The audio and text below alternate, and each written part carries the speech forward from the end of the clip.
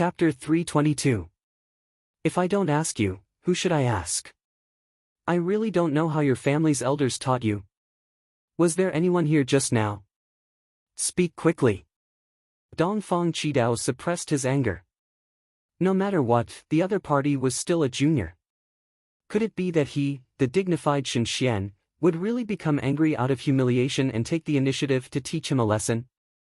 That would really be too undignified. My family's teachings have always been good. There's no need for senior to ask. Asking someone for directions or asking about someone, shouldn't you ask like this? Jun Moxie smiled warmly. At this moment, Jun Moxie had some of the elegance of Li Yuran. He was very elegant and at ease. He smiled and said, "This senior, for example, if this junior wants to ask for directions, I must say this, dare I ask this senior, was there anyone here just now? Please tell me, I will be grateful." After Jun Moxie finished speaking, he then proudly lectured, "This is called good manners. Oh yes, this is how our family's elders taught us." Humph, Shen Xian. So what? Even if it's Shen Xian, he can't ride on this lord's neck and shit. It's one thing that I can't beat you, but it doesn't mean that I'll admit defeat. Even if I don't directly make a move, I can still disgust you to death. Besides, these three people had a cautious look on their faces. It seemed that they were afraid of something. Jun Moxie thought about the murderous aura that he had released earlier. Since that was the case, how could Jun Moxie not raise the flag? Little bastard! Do you want to die? Dongfang Qidao was furious. Although he was rash, he wasn't an idiot. How could he not hear the sarcasm in Jun Dashao's words? Not to mention the words, "our family's elders." Want to die? I'm still young. Even the king of hell might not be willing to accept me. Jun Moxie looked at him coldly. The nephew and uncle pair, who didn't know each other, stared at each other. Enraged, Dongfang Qidao stretched out his hand to grab this little thing. He wanted to catch this little thing and beat him up to vent his anger.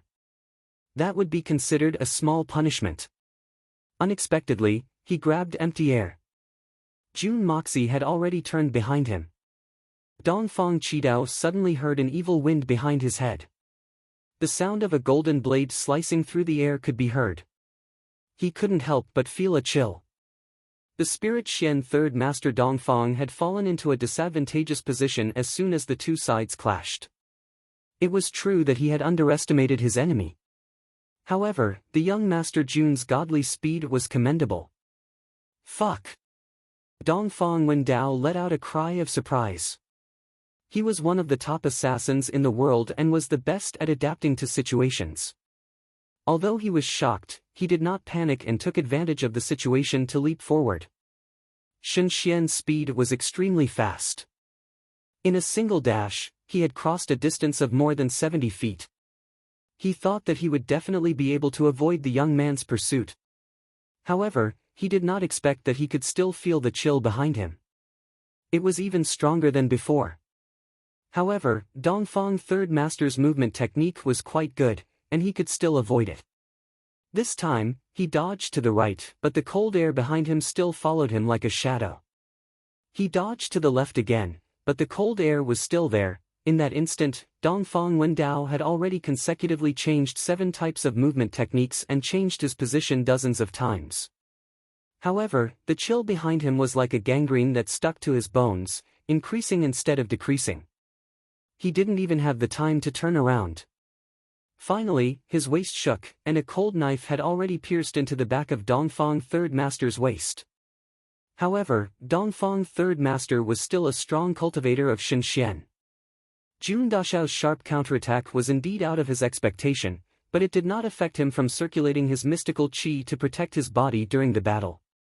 Even if the knife that pierced into his body was a divine weapon, the person holding the knife only had the cultivation of Yuxian. No matter what, it could not do anything to him. Not even his skin and flesh were injured. However, in terms of the outcome of the battle, he was defeated, and it was a crushing defeat. Dongfang Third Master instantly stood rooted to the ground, dumbstruck. With the cultivation of Shen Xian, he had long reached a state where he was impervious to heat and cold. However, at this moment, he was sweating profusely, and his clothes were soaked with sweat. The 8 people who were watching from the side were also sweating profusely, especially the black-bearded middle-aged man and the skinny man. Their eyes almost popped out of their sockets.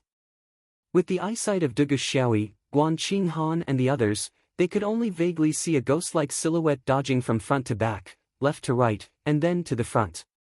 It was as if the sky had transformed into tens of hundreds of short silhouettes in an instant, dazzling their eyes.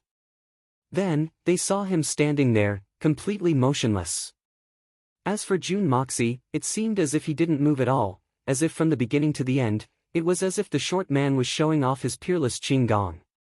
But how sharp were Dongfang Wenqing and Dongfang Wenxian's eyesight? The changes in the field, the two of them clearly saw. How could they not be shocked? This was a pinnacle battle that was enough to prove the life and death of an expert like Shen Xian. They saw third brother unleash his superb Qinggong to dodge the kid's sudden slash. However, the white-robed kid's silhouette disappeared very strangely, and the next moment, he appeared behind third brother's head like an illusion, and slashed fiercely. Then, third brother sensed it, and once again dodged to the left, moved to the right, dashed forward, and circled around. In a split second, he changed 7 different Qinggong movements, and in an instant, he moved to nearly 40 different positions. But the kid's silhouette always disappeared in a flash, and the next moment, he would always appear behind third brother, like a gangrene attached to the bone. Third brother's peerless movements that he had performed previously were actually useless. And in the end, he was still slashed at the waist. In fact, the kid's slash could have landed on his neck, but with Shen Xian's mystical qi protecting his body, it would not have suffered any damage. But the kid could have slashed his neck, but not his waist. It was obvious that he was being merciful. The third brother's strength was at the second level of the spirit Xian realm. Moreover, the third brother's family had always been known for their agility and agility. This was publicly acknowledged by the entire continent. In fact, no one had ever been able to surpass them. Even the solitary falcon, who was also known for his agility, had to retreat when facing the third brother's family. Solitary eagle was good at speed, but in terms of agility, he was still a notch lower than his family's secret skill. And this kid in front of him was only at the level of Yu Xian. What kind of concept was this? Wasn't this too terrifying? Wasn't this too terrifying? There was a gap of almost 20 levels between the two of them. Oh my God, this world has gone crazy. Humans have eaten the sun. A mouse has become a cat's bride. This is equivalent to an ordinary ant raping the king of the mystical beasts. What kind of agility is this? Even the leader of the Tian Fa forest does not have such a terrifying speed. How did this kid do it? Who is he? Look at his young age, 16 or 17 years old, and he already has the cultivation of Yu Xian. Then, doesn't this mean that his master is even more powerful? It's fortunate that this youngster's cultivation isn't high enough to break through a spirit Xian's defense. But, wouldn't he be able to easily kill the 3 of us if his cultivation was on par with ours? The opponent doesn't even need to have the same cultivation as Shen Xian, because as long as he is at the peak of Tian Xian's cultivation, he would be able to injure Shen Xian's vital points. Based on this, isn't this result a little too shocking? Silence reigned in the field. Whether it was the 3 Dongfang brothers or Jun Dashao's side, no one spoke a word. After a long time, Dugu Xiaoyi came back to her senses. She looked at the dazed Dongfang Wendao with some admiration and applauded, "Good Qinggong. It's truly ever-changing, wonderful, and unrivaled in this world." Dugu Xiaoyi's praise came from the bottom of her heart. It could even be said that it was a kind of admiration. This short man's appearance was not good, but his Qinggong was very handsome. He was able to create a series of illusory figures that didn't disperse for a long time. The little girl was dazzled, and almost fainted. If it wasn't for the fact that the image of the third master Dongfang was a little unjustifiable, the little girl would have directly worshipped him as her master. This was definitely beyond the scope of an ordinary Xian expert by a large margin. Guan Qinghan was also shocked by the opponent's astonishing strength. But, she vaguely felt that the atmosphere was not right. So, she pulled Dugu Xiaoyi's hand, and whispered, "Little sister Xiaoyi, don't talk too much." But, how crisp was the sound of Dugu Xiaoyi's cheering. It was like a big pear that had just come down from the tree, crunching and crunching. Not to mention the few people present at the scene, even those who were far away could have heard it clearly. Dongfang Wendao stood there in a daze. His complexion had already turned somewhat pale. The blow to his confidence from what happened just now was simply unparalleled. The outstanding Qing Gong that he had always been proud of was not even worth mentioning in the eyes of others. Moreover, a mere junior at the level of Yu Xian was able to surpass the speed that he had always been proud of. In fact, he didn't even have the time to turn around. He suddenly felt that all of his previous efforts had become meaningless. It was a very typical case of a sailboat turning upside down in the gutter. But, at this moment, he suddenly heard a sound of cheering. Moreover, it was praising him, "Good Qing Gong. It's truly ever-changing and wonderful. It's enough to be unrivaled in the present age." This sound was so deafening, and it came from the depths of his heart. But, how could a great expert like Shen Xian endure this? It was believed that even if there were 10,000 wonderful brushes, it would still be difficult to describe Third Master Dongfang's feelings at this moment. His deathly pale face instantly turned red. Then, it was visible to the naked eye that the redness spread to his neck, and then to his chest. If one could take off his shoes to take a look, one would definitely discover that even his toes had turned red. Dongfang Wendao only felt dizzy. He was so ashamed that he vomited a mouthful of blood. His body was on the verge of collapsing. He was actually so angry that he vomited blood. What a sincere praise that came from the bottom of his heart. It had directly provoked a powerful Shen Xian expert to the point of vomiting blood. Dongfang Wenqing and Dongfang Wenjian hurriedly jumped over to support him. However, they were stubbornly pushed away by Third Master Dongfang. Dongfang Wendao took a deep breath. He slowly turned around and faced Jun Moxie. The expression in his eyes was incomparably complicated. However, he did not hesitate and said, "You've got guts." "I've lost. I've lost." When these 3 words came out of his mouth, each word was strangely difficult to say. It was as if every word was a heavy mountain to him. But he still said it. Jun Moxie could not help but reveal a sincere expression of admiration in his eyes. A powerful Shen Xian expert losing was not a bad thing.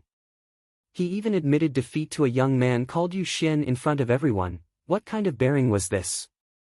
In this Jianghu, where one's reputation was as important as one's life, there were absolutely not many people who could have such an open-minded attitude towards victory and defeat. Today is very gloomy. My cold hasn't recovered. Naturally, this is not what I'm gloomy about. It's just a small cold. It won't affect my updates. At most, I'll just endure a bit more time. Last night at 2:30 in the morning, I was thinking about the plot and writing the outline of Sky Law. Suddenly, someone added me as a friend and verified the message. "I have a lot of constructive opinions about the otherworldly evil monarch. I hope you can listen to them." I clicked confirm. And I remember it very clearly. It's someone called Lonely Not Lonely. I won't call him that here. The first sentence was, "I'm reading the pirated version. Because your writing is really too lousy. I really can't stand it anymore. So I came to scold you." Then, I said, "Even if I bought an egg from the mall and it stinks, you should at least scold me, right? I can't say, 'If you have guts, lay an egg and see for yourself.' Even if I went to a restaurant to buy a plate of shredded potatoes, I should at least say a few words if it's not delicious, right? Am I supposed to endure it?" Finally, I said, "You're a eunuch. It's really too lousy. It's indescribably lousy. If you continue writing, I'm afraid I won't be able to control myself and start cursing your family." That night, I was on the blacklist. Oh, I don't have the conversation record anymore. But I sent it to Xia Tian. She should have some there. If you're interested, you can look it up. I'm really angry. From the beginning of this book, I've said, pirated versions can't be banned. I have many siblings who are students and don't have the financial ability to pay. No matter where they are, it's good to be able to read my book and laugh to relieve some of the pressure. I'm even grateful because they let some of my siblings who can't subscribe still stay with me. As a writer, I count on this to make a living. Subscriptions are naturally necessary, but I will never allow any of my siblings to subscribe on an empty stomach. My comment on the bookshelf hasn't been deleted yet. If you're interested, you can go take a look. But, if you read pirated versions, I don't object. If you don't like it, even if you use a sock puppet to clamor in the book review section, I haven't objected. At most, I'll just delete it after I read it if it's too vexing for me. But is there a need for you to add me as a friend in the middle of the night to scold me? Should I owe you? Owe you? To put it bluntly, you fucking bought eggs from the mall and shredded potatoes from the restaurant. No matter how fucking rotten or how fucking bad it is, you still fucking spent money. But did you spend money to read this book of mine?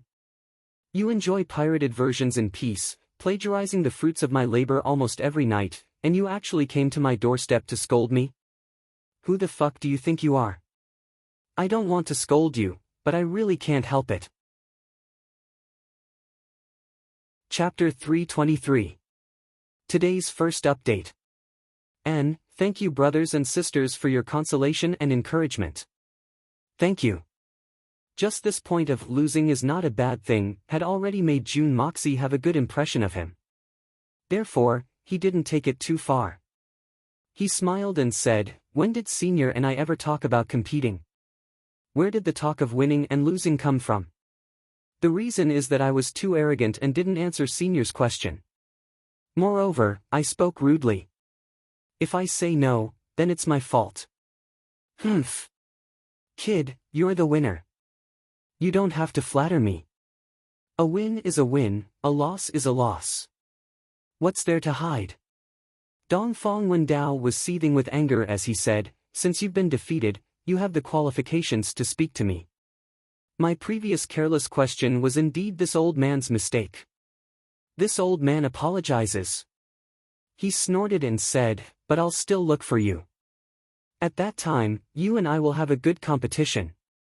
Huh. Since that's the case, I'll be waiting for you. However, with Senior's extraordinary skills, you're at least 20 to 30 times more powerful than me. If we were to talk about our true strength, I'm afraid I'd be killed by Senior in the blink of an eye. June Moxie had the intention to befriend him. Therefore, he spoke modestly. That's true. Dongfang Wendao snorted and said arrogantly, kid, at least you're sensible. If I were to really fight you to the death. Humph. I don't even need to ask to know the consequences. Sigh, that might not be the case. Your movements are too fast. You're actually faster than me. No, we can't even be mentioned in the same breath. Motherfucker. At the end of his speech, Dongfang Wendao couldn't help but become dispirited. He also knew that with his opponent's speed, unless he shamelessly used Shen Xian's cultivation to deal with Yu Xian and launched a sneak attack, he wouldn't be able to kill his opponent in one strike. Although he was very good at sneak attacks and assassinations, it was really inexcusable for a master like Shen Xian to use a sneak attack to deal with a little brat like Yu Xian. He still wanted to save his face, but once this brat was prepared, he would not be able to kill him no matter what. He couldn't even catch up to them, so what was the point of killing them? Even if it was an indiscriminate attack, there would always be loopholes. Although they had previously agreed that no one would be able to dodge those powerful moves, Dongfang Wendao no longer had that confidence after witnessing this brat's terrifying speed.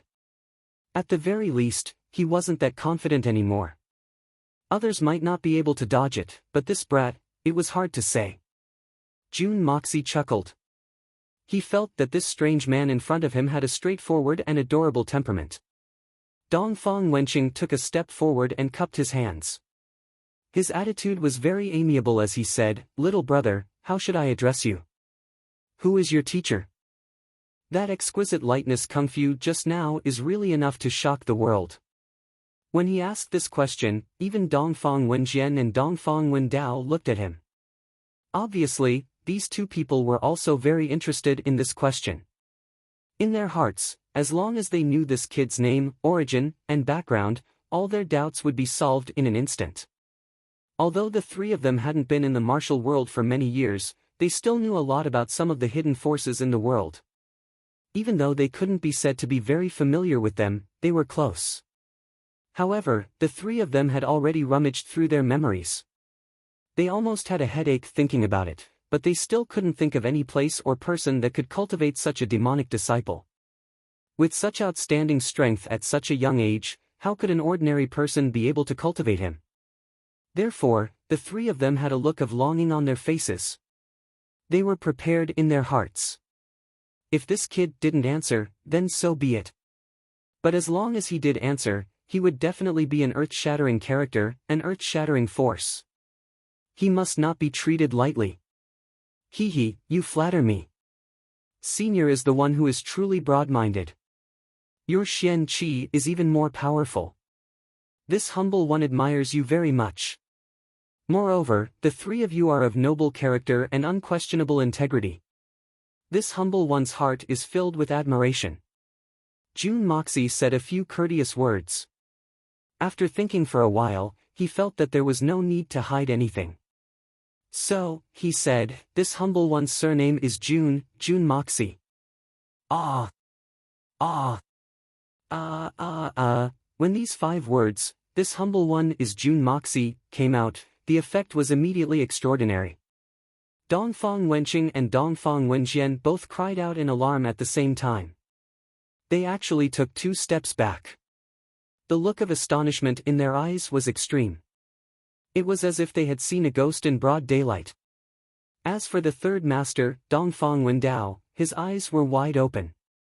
His face was flushed, and his body was swaying. It was as if he was drunk. His mouth kept going It was as if there was phlegm stuck in his throat, and he could suffocate at any time. The young Master Jun couldn't help but feel proud of himself as he saw this. Look! This young master's name has already spread far and wide. Even these 3 spirit Xian experts were shocked to the point that they couldn't control themselves when they heard my name. I believe that my reputation is like a thunderclap reverberating in the ears, and the bright moon in the sky is nothing more than this.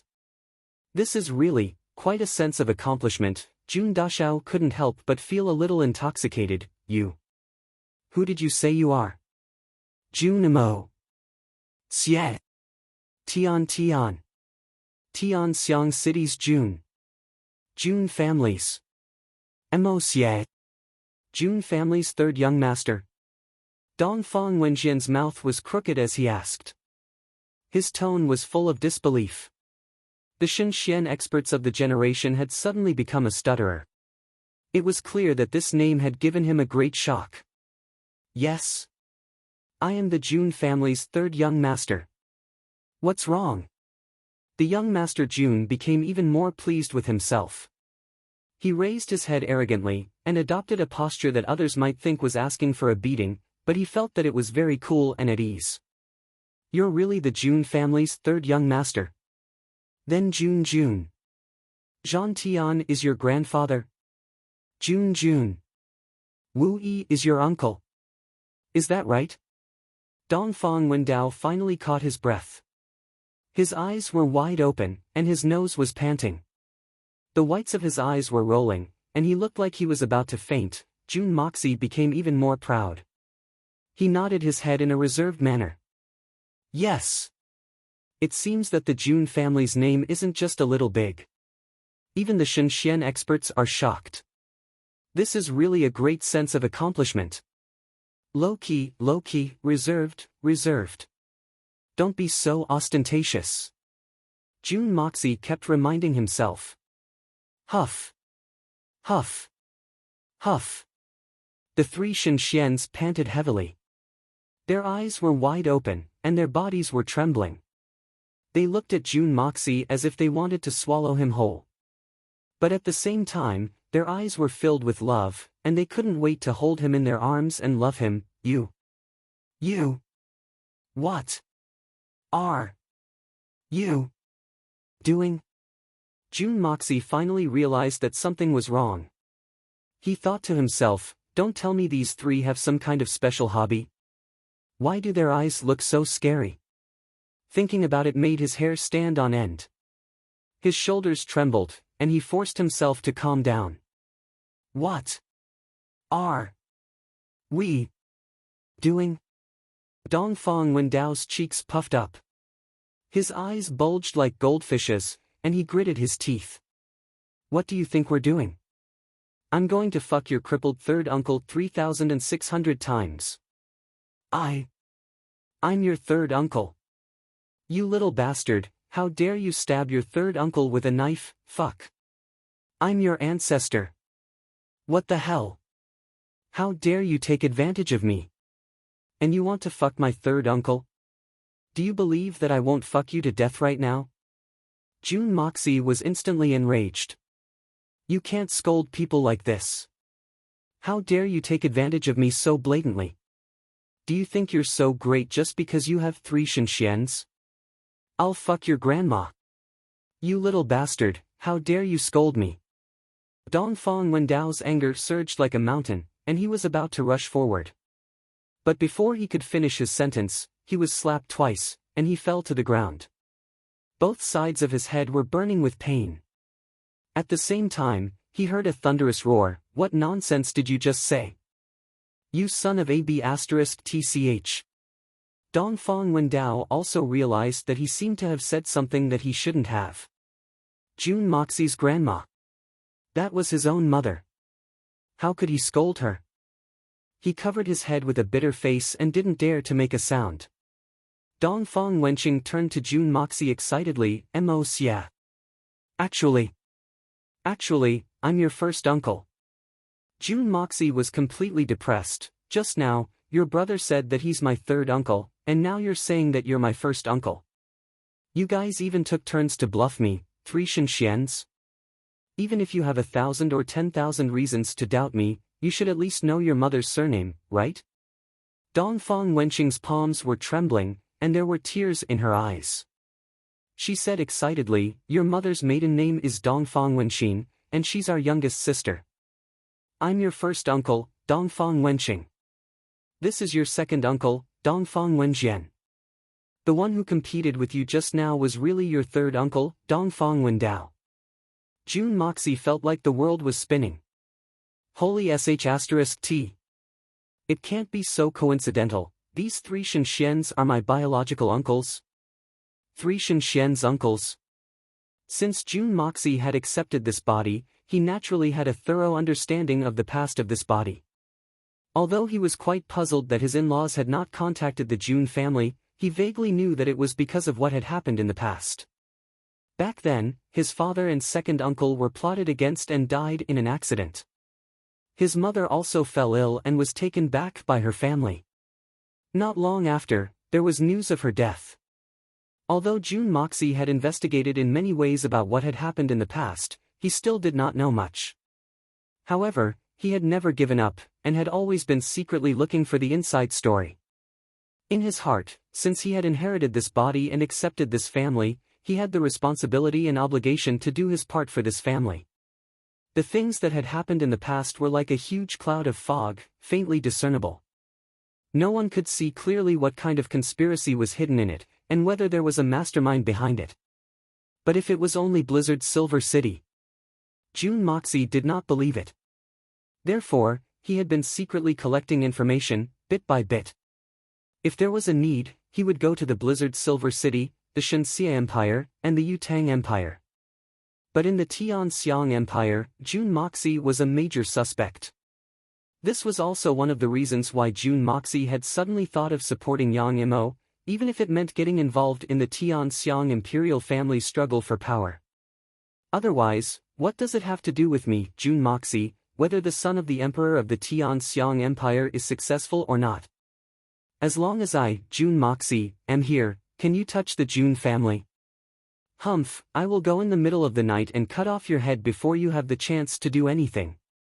I may not be able to kill Shenxian experts for the time being, but even if you are the emperor, or have the protection of Xinxian experts. As long as you are not a Xinxian expert, I can definitely kill you.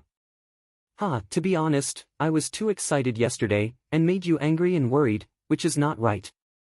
I will try not to say it in the future, but to be honest, I never do things sneakily, and never fight for anything. I write quietly, and earn money. I don't know much about the outside world. But if someone provokes me, I will never avoid it. If I want to scold someone, I will scold them to their face. That is satisfying. Talking behind their back is not satisfying, and I disdain to do it. If I want to hit someone, my fist must hit the flesh to be satisfied. I have a lot of fun writing the evil monarch. Maybe it has something to do with my personality. I am a bit lawless in my life, and I do things my own way, very unscrupulous. I do as I please, very comfortable. To reiterate, I write web novels, fast food novels. My level is too low. I really can't write The Dream of the Red Chamber. I can't write the 4 great novels. I am not Chao Shuaqin. I am not Leo Tolstoy. Well, I won't say the rest. Those who scold or attack, please respect yourself. After scolding people yesterday, I admit, I was a bit rude, but I feel very satisfied. His heart was at ease, and he felt great. Very satisfied. So today, when I went out to buy steamed buns, I stood in front of the stall like a handsome tree in the wind, still reminiscing. Then I heard 2 young men beside me talking. One said, "Look at that guy, he really knows how to act cool." The other looked at me, his eyes full of jealousy and worship, and said, "You are wrong, he is really not acting cool. Look at that temperament, that demeanor, he is really handsome." Thus, I was very proud of myself. I picked up the 4 steamed buns and threw them out. I generously said, "Keep the change." Then, I leisurely floated back.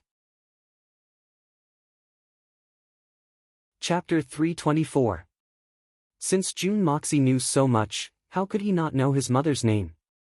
The 3 of them were obviously excited, and their eyes were filled with affection.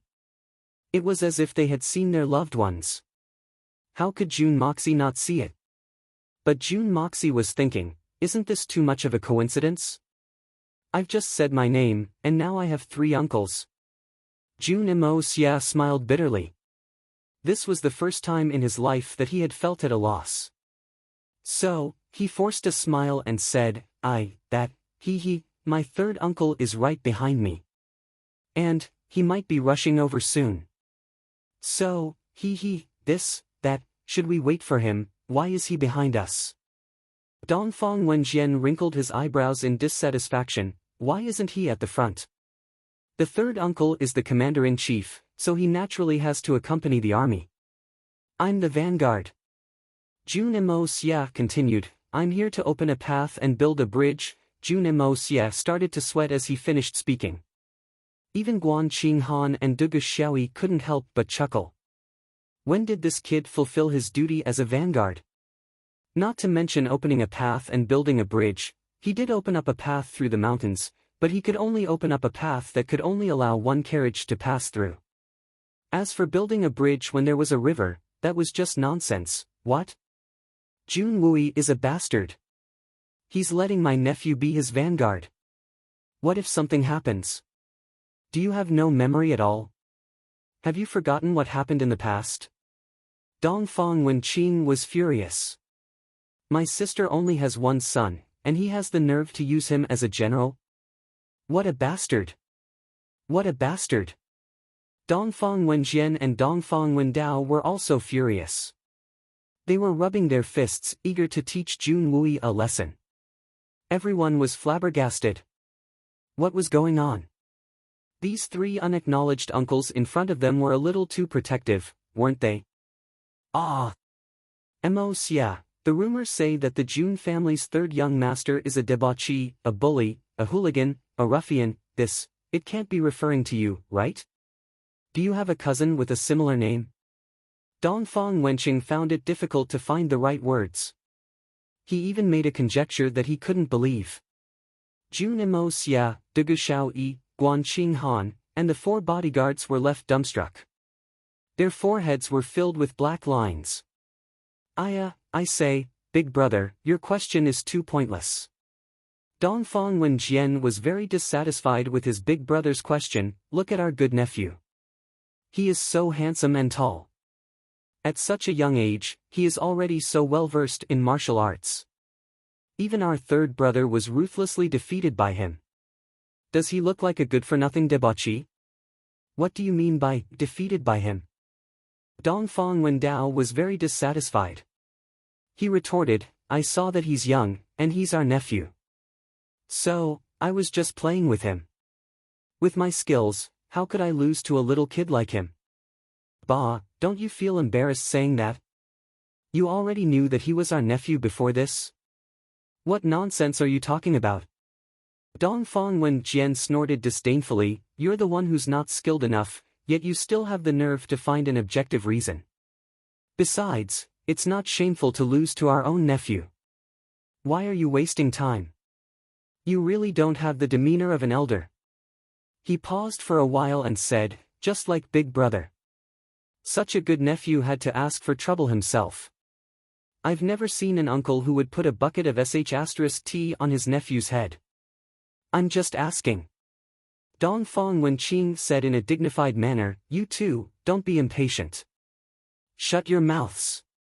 Jun Moxie was embarrassed. Since his 2 lives, he had rarely been so embarrassed.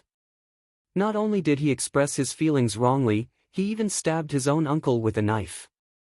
It was fine that he stabbed him, but he still kept showing off his name. It turned out that his name was really well known, but it was a bad name. It was impossible for him to be as bright as the moon in the sky. It was already good enough that he didn't go down in history. Dugu Xiaoyi giggled. She clutched her stomach and trembled. She would mischievously look at Jun Moxie from time to time. She winked and laughed even harder. Wang Dong and the other 3 turned their faces away. They were afraid that Jun Moxie would see them stifle their laughter. Their faces were distorted, and they were making strange chi-chi-chi sounds. Guanqing Han was the most composed among them. She was also trying hard to hold back her laughter. However, her frosty face had already started to show signs of melting. As the daughter-in-law of the Jun family, she had some understanding of her mother-in-law's family. She knew that this family wasn't famous in the world, but they possessed extraordinary power. Today, she had witnessed it with her own eyes. Any one of these 3 uncles had the astonishing strength of Shenxian. Guanqing Han exclaimed in surprise. She had hidden her worries in the depths of her heart. She knew that they would have to face the Shuihan Manor on this trip to Tianfa. Jun Wui and Jun Moxie were very straightforward. So, it would be very easy for them to get into a conflict with each other. So, she felt a lot more at ease now that they had these great experts with them. Jun Moxie stared at them. He scratched his head. Then, he put down his hands, and shrugged his shoulders. Then, he spoke with an innocent look on his face, Tianxiang City, there isn't a second Jun Moxie. The 3rd generation of the Jun family doesn't have a male heir besides me. But, are you sure that they're talking about me? Don't tell me that it's really you. Dongfang Wenqing and the other 2 opened their eyes wide in shock. You're that heinous and heartless debauchee from the rumors? Fu *k. Jun Moxie's face turned black. He angrily said, who dares to ruin my reputation? I'm not that kind of person. This is the biggest joke in the world. This is the Tang Empire. I'm young and promising. I'm kind and charitable. I'm handsome and elegant. I'm also highly respected in Tianxiang City. I'm chivalrous, courageous, and courageous. It can be said that I'm a household name. Who doesn't know about me? Dugu Xiaoyi made a quacked sound. Then, she clutched her stomach and started to convulse. Dongfang Wenqing and the other 2 were also shocked. Then, their faces twitched. Dongfang Wenjian glared at him, you bastard, who are you calling your brother? I'm your uncle. You don't know how to read the situation. Jun Moxie pulled at his hair and said in a depressed manner, your identities, that, have yet to be determined. We'll have to wait for my third uncle to come before we can confirm it. The three Shen brothers blew their beards and glared at each other. They were depressed. What are you talking about? Don't tell me that your shameful third uncle doesn't approve of our status as his uncles? That night, the tents were set up. Dongfang Wenqing and the other two took up 3 of the tents as if it was a given.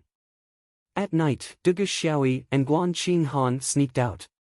One kept watch, and the other went to take a bath. Young Master Jun, who had just lost a great opportunity, couldn't help but sigh in frustration as he looked at his 3 uncles who had suddenly appeared. He really wished that he could knock these 3 people unconscious and throw them out before they could confirm their identities. Jun Moxie secretly cursed in his heart. Don't be fooled by the fact that you're my uncles. Humph, so what? If it weren't for the fact that I can't beat you, I would have done it already. Plans can't keep up with changes. A plan that can't be put into practice, no matter how brilliant it is nothing but a beautiful picture. I can't carry out my wonderful plan. But, I still have to keep my spirits up and chat with them. It turns out that chatting is also a kind of physical work. So, you're saying that your trip to Tiannan this time is a trap? In fact, it's a trap with no chance of survival? Dongfang Wenqing had a dignified expression on her face. Whether it's a trap or not is another matter. But, the Tiannan region has many enemies. Jun Moxie smiled mischievously. Moreover, our enemies aren't ordinary people. The Silver Blizzard City is one of them. The Shuihan Manor is another. As for the others, humph, those troublemakers that we've planted in the military camp aren't worth mentioning. The 3 of them sucked in a cold breath. The Silver Blizzard City is clear. But, what about the Shuihan Manor? Jun Moxie smiled bitterly. He then explained the whole story. Then, he helplessly said, sister-in-law insisted on following us to Tiannan. She was worried about us uncle and nephew. How could I not know her intentions? She has always stood aloof from worldly affairs. So, how could she have threatened to die in order to follow us to Tiannan if it weren't for this? I've already thought of this. But, I'm still thinking of countermeasures. Li Ju Tian's bastard son wants to steal our nephew's wife? Fu *k. He must have eaten a leopard's gall. Jun Moxie had barely finished speaking when Dongfang Wenqing and the other 2 jumped up. Their faces were filled with righteous indignation.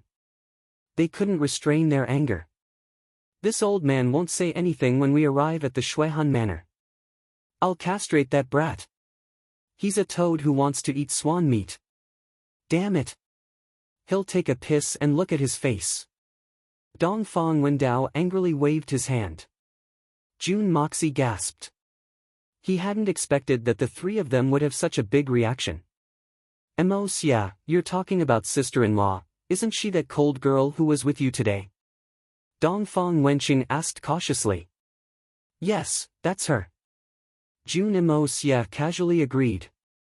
He felt that it was rather boring to talk to these 3 elders, and he was already feeling a little drowsy. Alas, she's also a bitter child. Her husband died before she could even see him a few times. Then, she went to live in your Jun family as a widow. She's like a flower, but her youth is wasted. She's left to live alone in her room. What kind of pain is that? Dongfang Wenqing sighed. A trace of a smile appeared on Dongfang Wenqian's thin and callous face as he said, Xia, in my opinion, this little girl's forehead is full, her eyebrows are delicate, and her figure is graceful. This is a very suitable appearance for a man. Moreover, her looks are quite fresh, right? Jun Moxie supported his chin with his hand, and said in a daze, yes, she's quite fresh. Gulp, he then swallowed a mouthful of saliva. That's right. What else is there to say? Dongfang Wendao clapped his hands and said happily, she's surnamed Jun. So, how can she run away? My eldest nephew is gone, but I still have a younger nephew. As the saying goes, keep the goodies within the family. Shut up, third brother. What nonsense are you talking about? Dongfang Wenqing's face darkened. He scolded in a stern voice, What do you mean keep the goodies within the family? Is this something an uncle like you can say? You're really presumptuous. You're indulging in wild fantasies and making irresponsible remarks. Your head is full of shameful thoughts. Dongfang Wendao was most afraid of this elder brother. Seeing that he was angry, he immediately shrunk his head, and didn't dare to utter another word. Chapter 325. When I saw you during the day, I thought you were someone. But now that I look at you, it's wrong to say that you're a playboy. You're really a good-for-nothing. You were sleepy just now, but when I mentioned this, you woke up faster than anything else. Dongfang Wenqing snorted. Then, he stroked his beard and said thoughtfully, this is a headache. It's too much of a pity, but if this kid, it's difficult, but it's not. Dongfang Wendao and Dongfang Wenjian snorted and rolled their eyes at the same time. They thought, it seems that Big Brother actually has the same idea, but he's still pretending in front of the two of us, pretending to be noble and virtuous. He's really hypocritical. He has the mouth to talk about others, but he doesn't have the mouth to talk about himself. What a joke. This matter. Let's think about it in the long run. Dongfang Wenqing gave a conclusion, then sighed and said leisurely, "Mos. Uncle scolded you just now for your own good. Uncle was misled by the rumors, thinking that you're quite unbearable. Today I finally see you, but I see that you're so heroic and promising at such a young age. You can be said to be second to none in the younger generation. If your grandmother saw you, I don't know how gratified she would be. If your mother could open her eyes to see you, how happy she would be." At this point, the three brothers lowered their heads at the same time, thinking of their sister who had been in a coma for 10 years, and felt sad. Tell me the story of mother. Jun Mos was a little sad. When he said the word mother, he unexpectedly found that his heart was trembling. Moreover, when he said the word mother, he didn't feel the slightest bit of reluctance, as if it was a matter of course, in his blood, in his soul, as if he had already accepted it, just like his grandfather and third uncle. Dongfang Wenqing let out a long sigh. At the end of the sigh, there was a faint tremble, and the black beard under his chin trembled slightly, showing the sorrow in his heart. The three brothers looked at each other and saw the indescribable sadness in each other's eyes. Your mother, her maiden name is Dongfang Wenqing. She is our most beloved little sister. She is gentle, beautiful, and adorable. Dongfang Wenqing's voice was trembling and extremely low. She looked at the flickering candlelight with misty eyes. Her voice sounded like she was talking in a dream. It seemed that as she spoke, her whole mind was immersed in the past. The little sister from back then, the cute little sister, the little sister that made people love her from the bottom of their hearts. But now, I still remember that the whole family was against my little sister marrying Jun Wuhui. But, my little sister was determined. No matter how they persuaded her, she wouldn't change her mind. She had no choice but to agree to their marriage. At that time, her mother had told her, when Xian, if things don't go your way, come back as soon as possible. Home will always be home. At that time, his younger sister smiled happily and said, whether it's as you wish or not, ask your own heart. No regrets, deep love. And so he left. To this day, he could still remember that happy smile. It was as bright as spring flowers, leaving endless warmth in the family. But who would have thought that when she returned home, her face was haggard and her heart was like dead ashes. She slept for 10 years, never to ask her own heart again.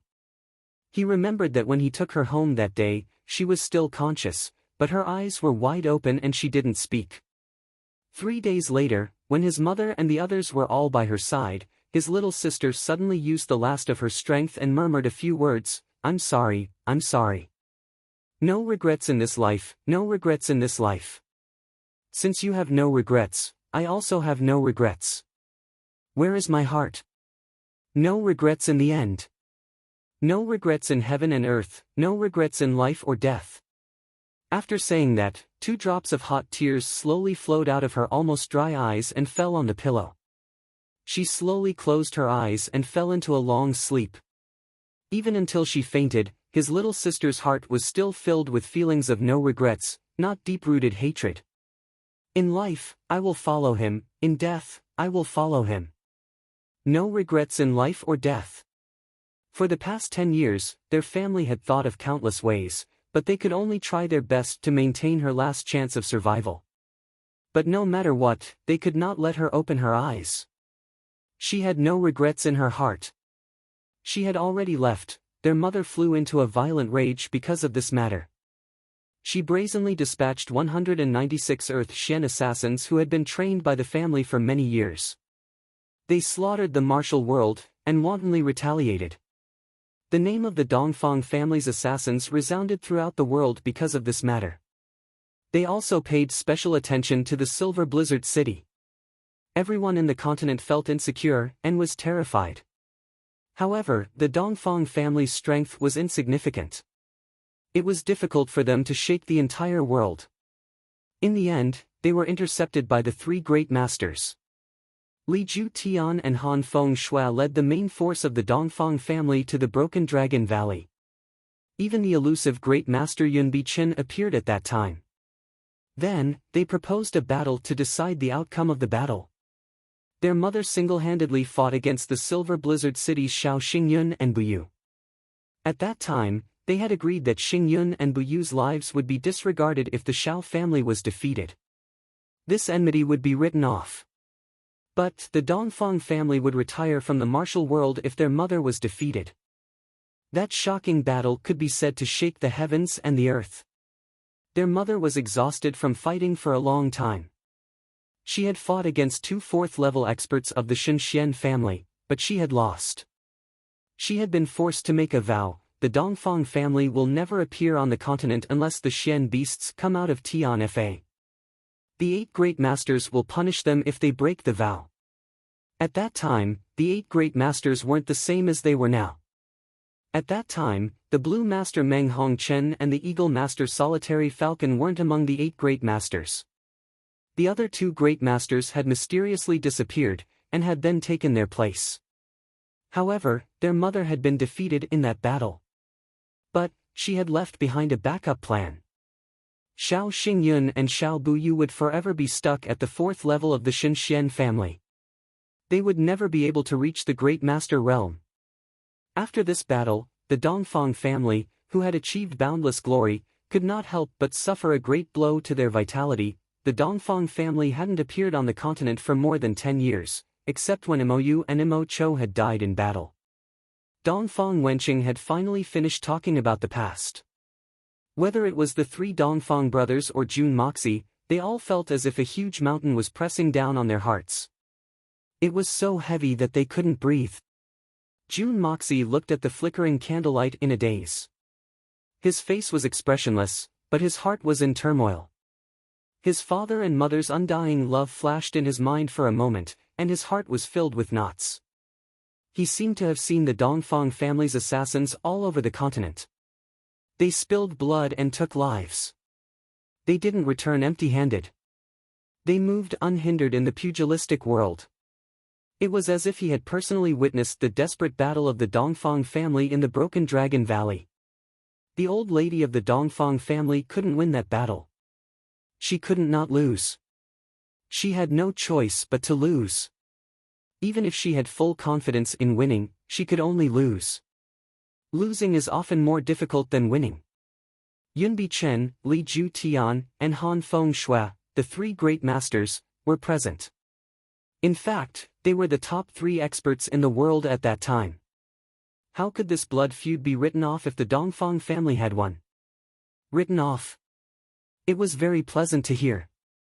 But the Shao family of the Silver Blizzard City wouldn't have agreed even if the Dongfang family had wanted to write off the feud. 2 of our ancestors died in battle. How could they not take revenge? How could the 3 great masters allow another war to break out? Therefore, the tragedy of the Dongfang family was doomed when they were intercepted. The old lady of the Dongfang family couldn't lose for the sake of the Dongfang family's survival. She had to admit defeat. She could win, but she had to lose. How tragic! June Moxie could imagine that everyone present at that time was also well aware of it. The old lady hadn't lost that battle. Otherwise, how could she have lost by only one move? Xiao Xingyun and Xiao Buyu were secretly injured. And, they were stuck at the 4th level of Shenxian for the rest of their lives? This was the result of the pressure of the 3 great masters. The Dongfang family had no choice but to submit. Suddenly, Jun Imo Xia felt a sense of distaste for the 3 great masters from the bottom of his heart.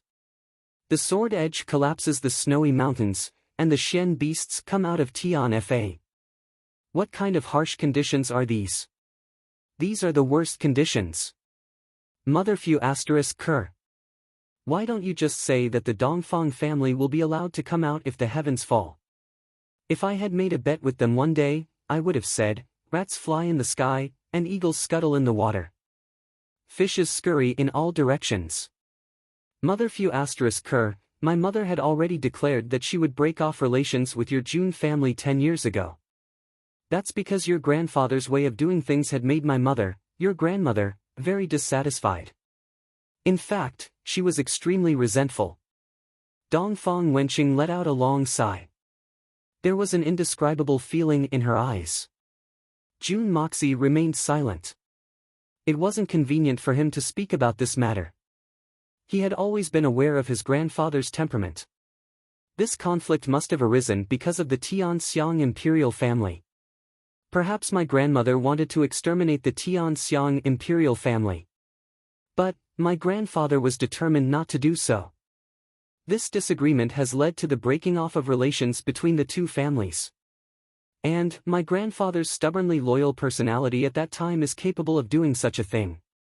But, that may not be the case after experiencing so many things over the years. Jun Zhantian is a hero of his generation. He has a straightforward temperament, and is incomparably loyal. But, this great strength of his is also his fatal weakness. Dongfang Wenqing sighed. Then, she said, since ancient times, the good bough has been hidden after the birds have been killed. Once the cunning rabbit has been killed, the hound is cooked. The more loyal a general is, the more the entire nation admires him. But, the more miserable his fate will be. He will either die on the battlefield, or be beheaded and his family confiscated. The more meritorious he is, the more awe-inspiring he will be. Dongfang Wenqing looked at Jun Moxie meaningfully.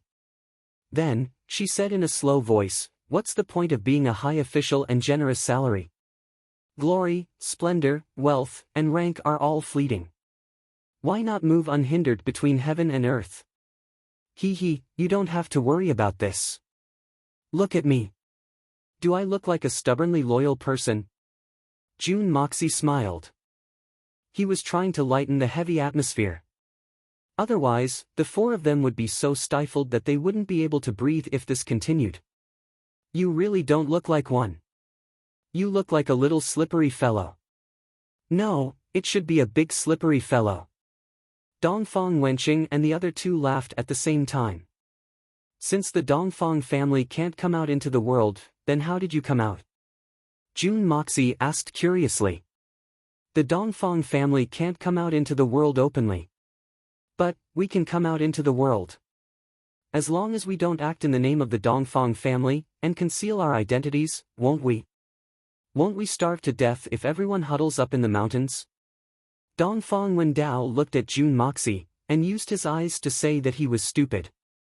Jun Moxie was stunned. Besides, this Shen beast tide is unprecedentedly powerful.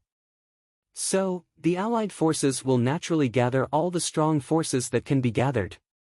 The reason why the 3 of us have come here at the same time is because the Shuihan Manor has hired us. Dongfang Wenqing chuckled. She was helping Jun Moxie out of this predicament. Hired? Jun Moxie opened his eyes wide. Today, I received a gilded invitation card. Another of my best friends has finally willingly entered the besieged city, and given up their freedom. Alas! The wedding is scheduled for the day after tomorrow. It seems that my wallet is going to shrink again. What makes me speechless is that they're afraid that I'll steal the groom's limelight because I'm too handsome. Unexpectedly. They won't let me be the best man. I'm speechless. Why? Why am I so handsome?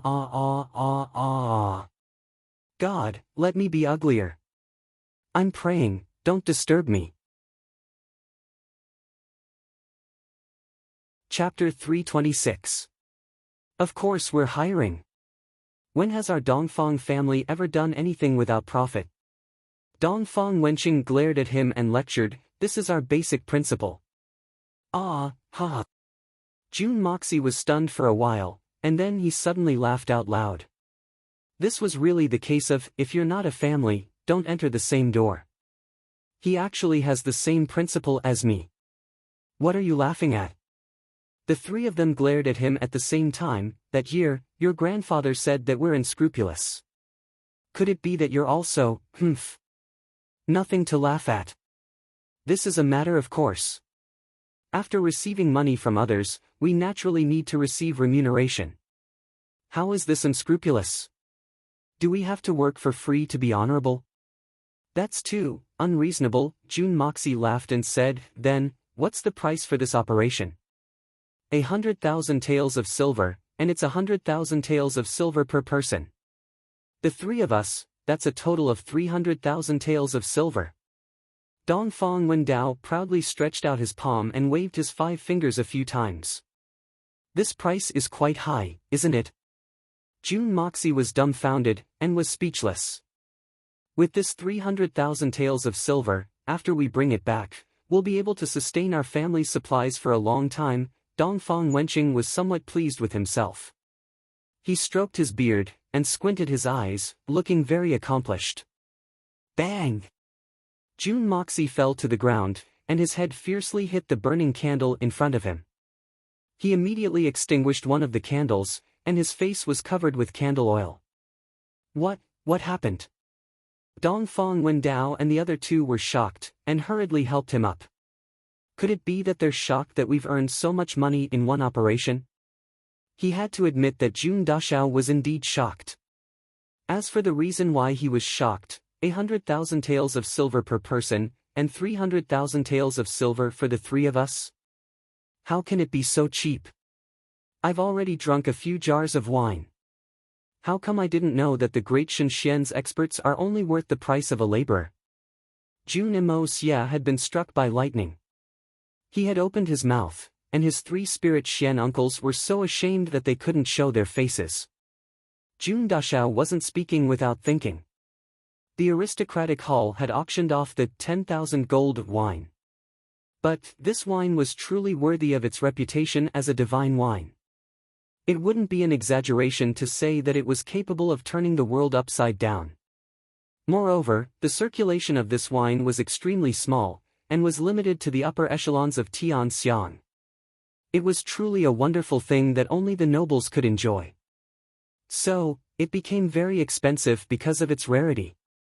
Not only within the borders of Tianxiang, but also many people from other countries who were fortunate enough to taste it, and immediately fell head over heels for it.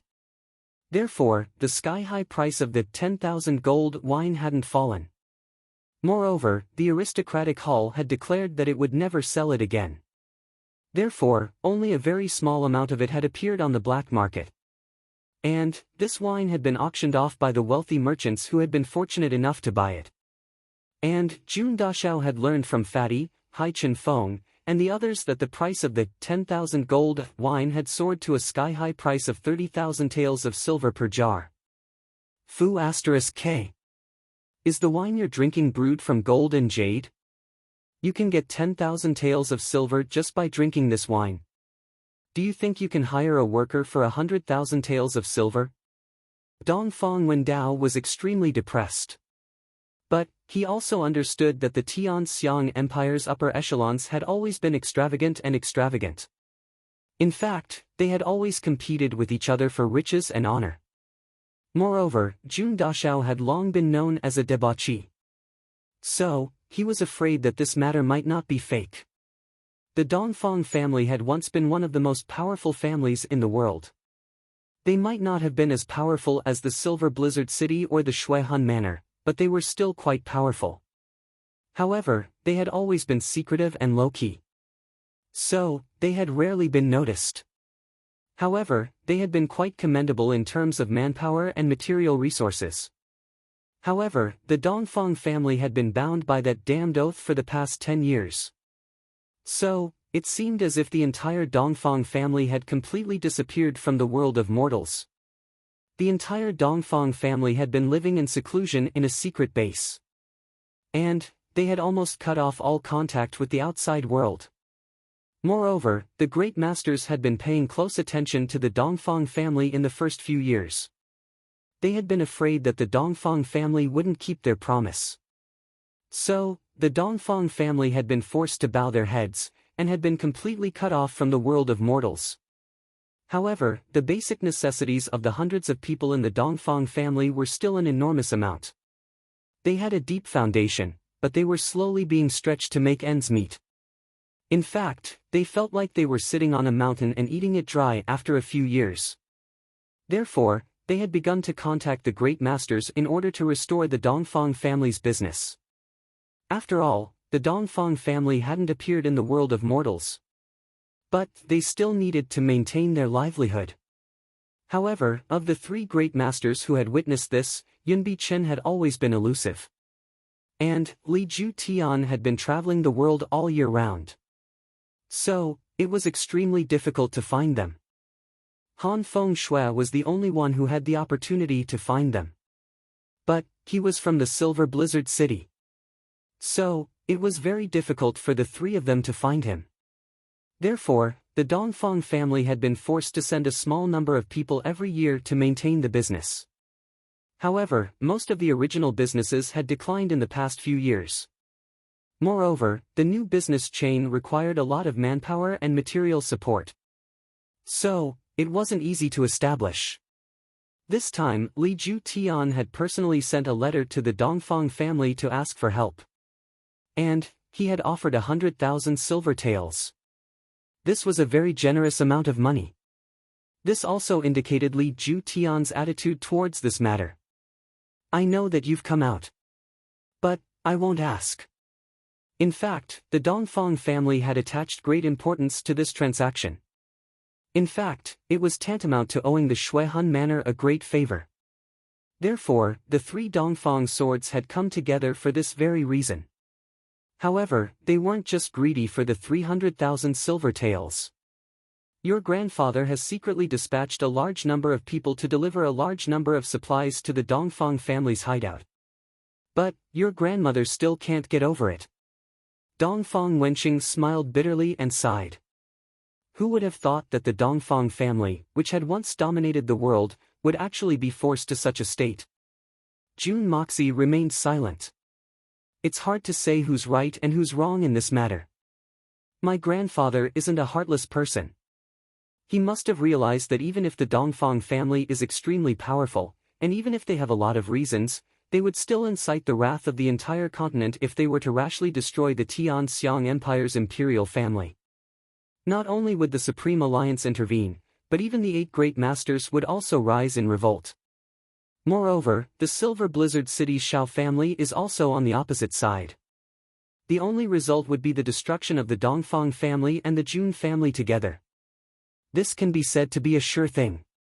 Anyone would have thought of it. My grandfather has dominated the battlefield for his entire life.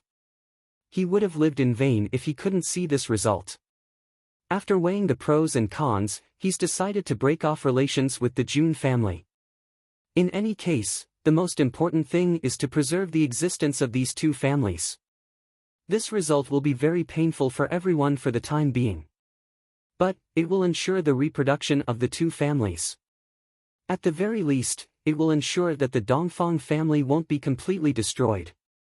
Otherwise, with Jun Zhantian's temperament, how could he swallow the humiliation and not mention the matter of revenge? Jun Moxie has always felt strange. My grandfather and third uncle are real men. How could they not take revenge for so many years?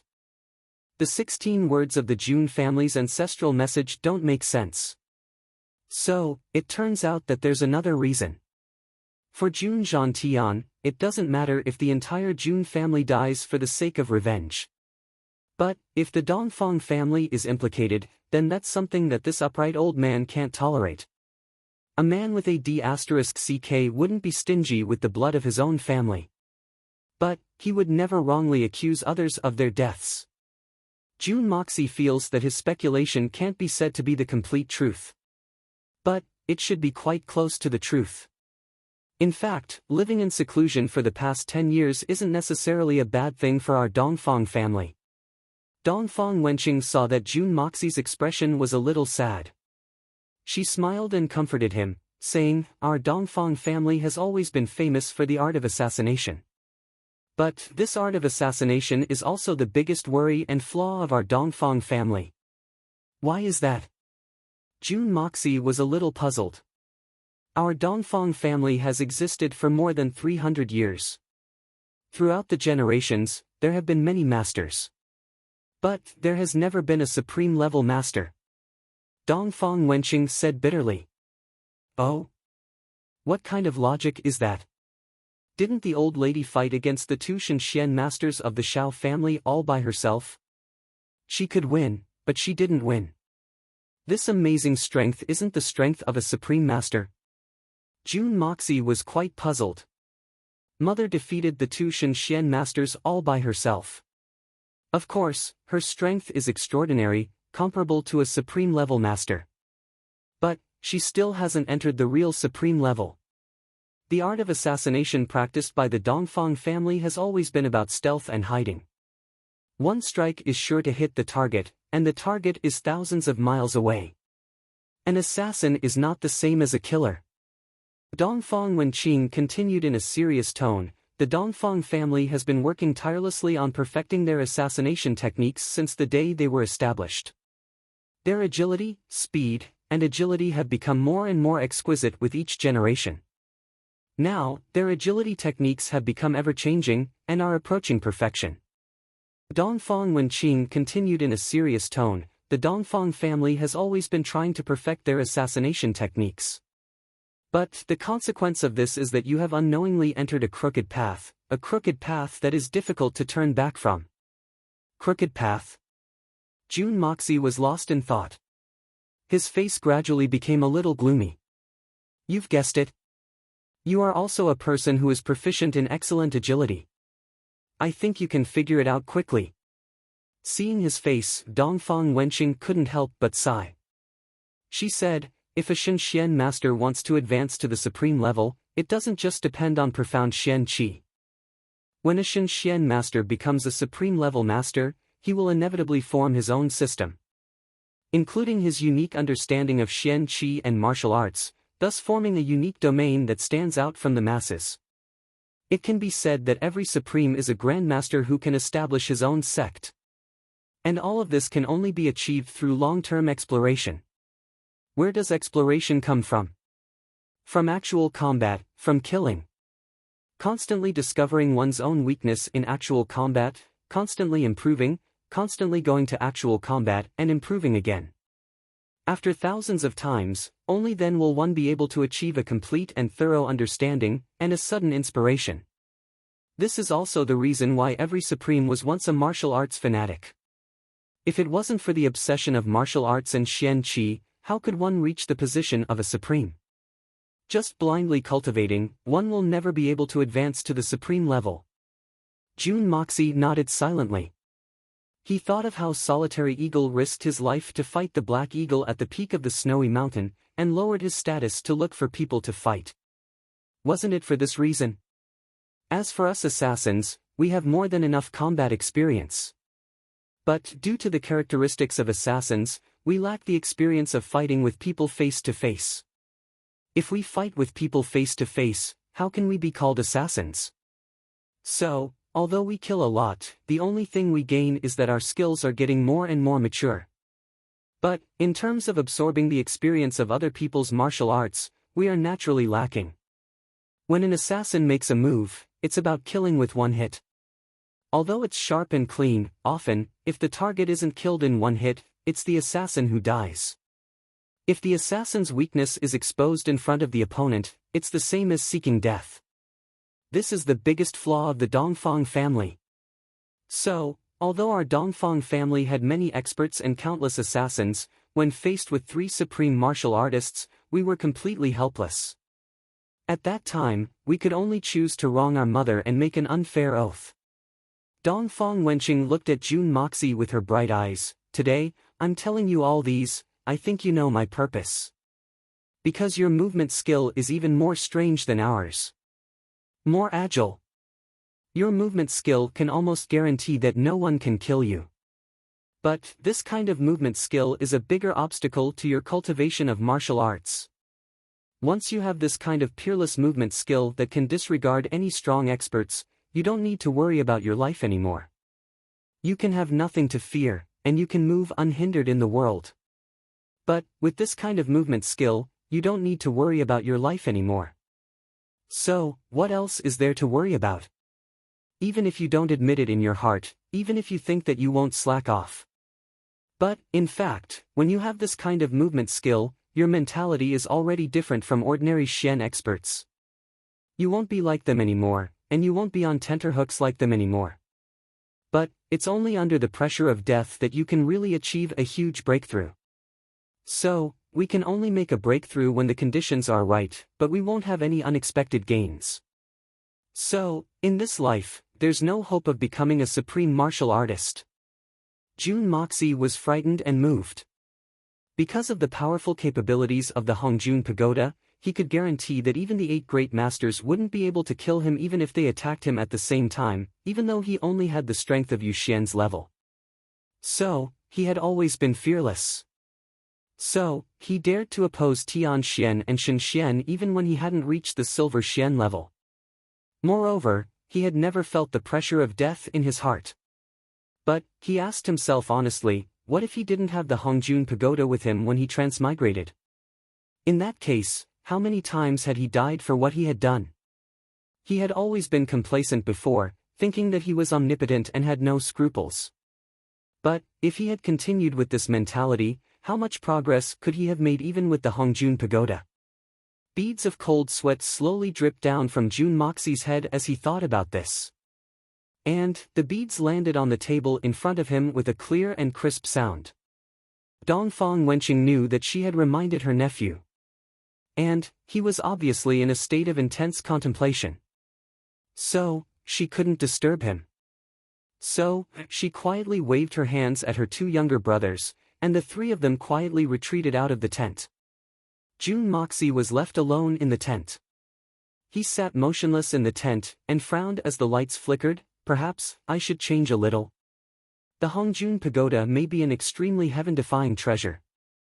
But, it's precisely because of this heaven-defying existence that its abilities are too powerful. So, it's not beneficial to my progress at present.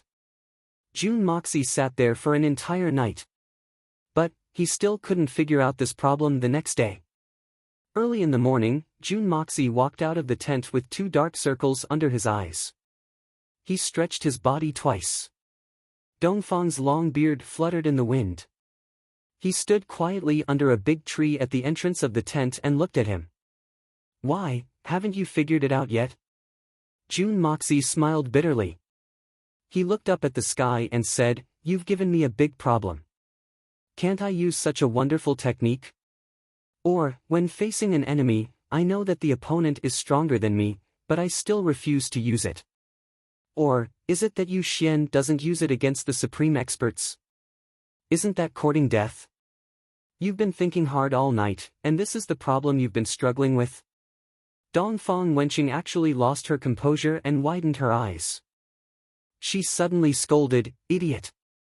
Idiot! Bastard! Idiot! Idiot! My sister is so smart. How can she have such a stupid son like you? You really make this old man speechless. You're such a blockhead. You're really asking for a slap. Was your brain kicked by a donkey when you were young? Ah. Jun Moxie really felt a little dizzy. From the previous life to this life, everyone praised me for being smart. Damn it, there's actually someone who called me stupid. He wanted to refute, but he couldn't find the words to refute. He couldn't help but be stunned. The reason I told you before is to tell you, when facing opponents of the same level, try not to use your technique to win.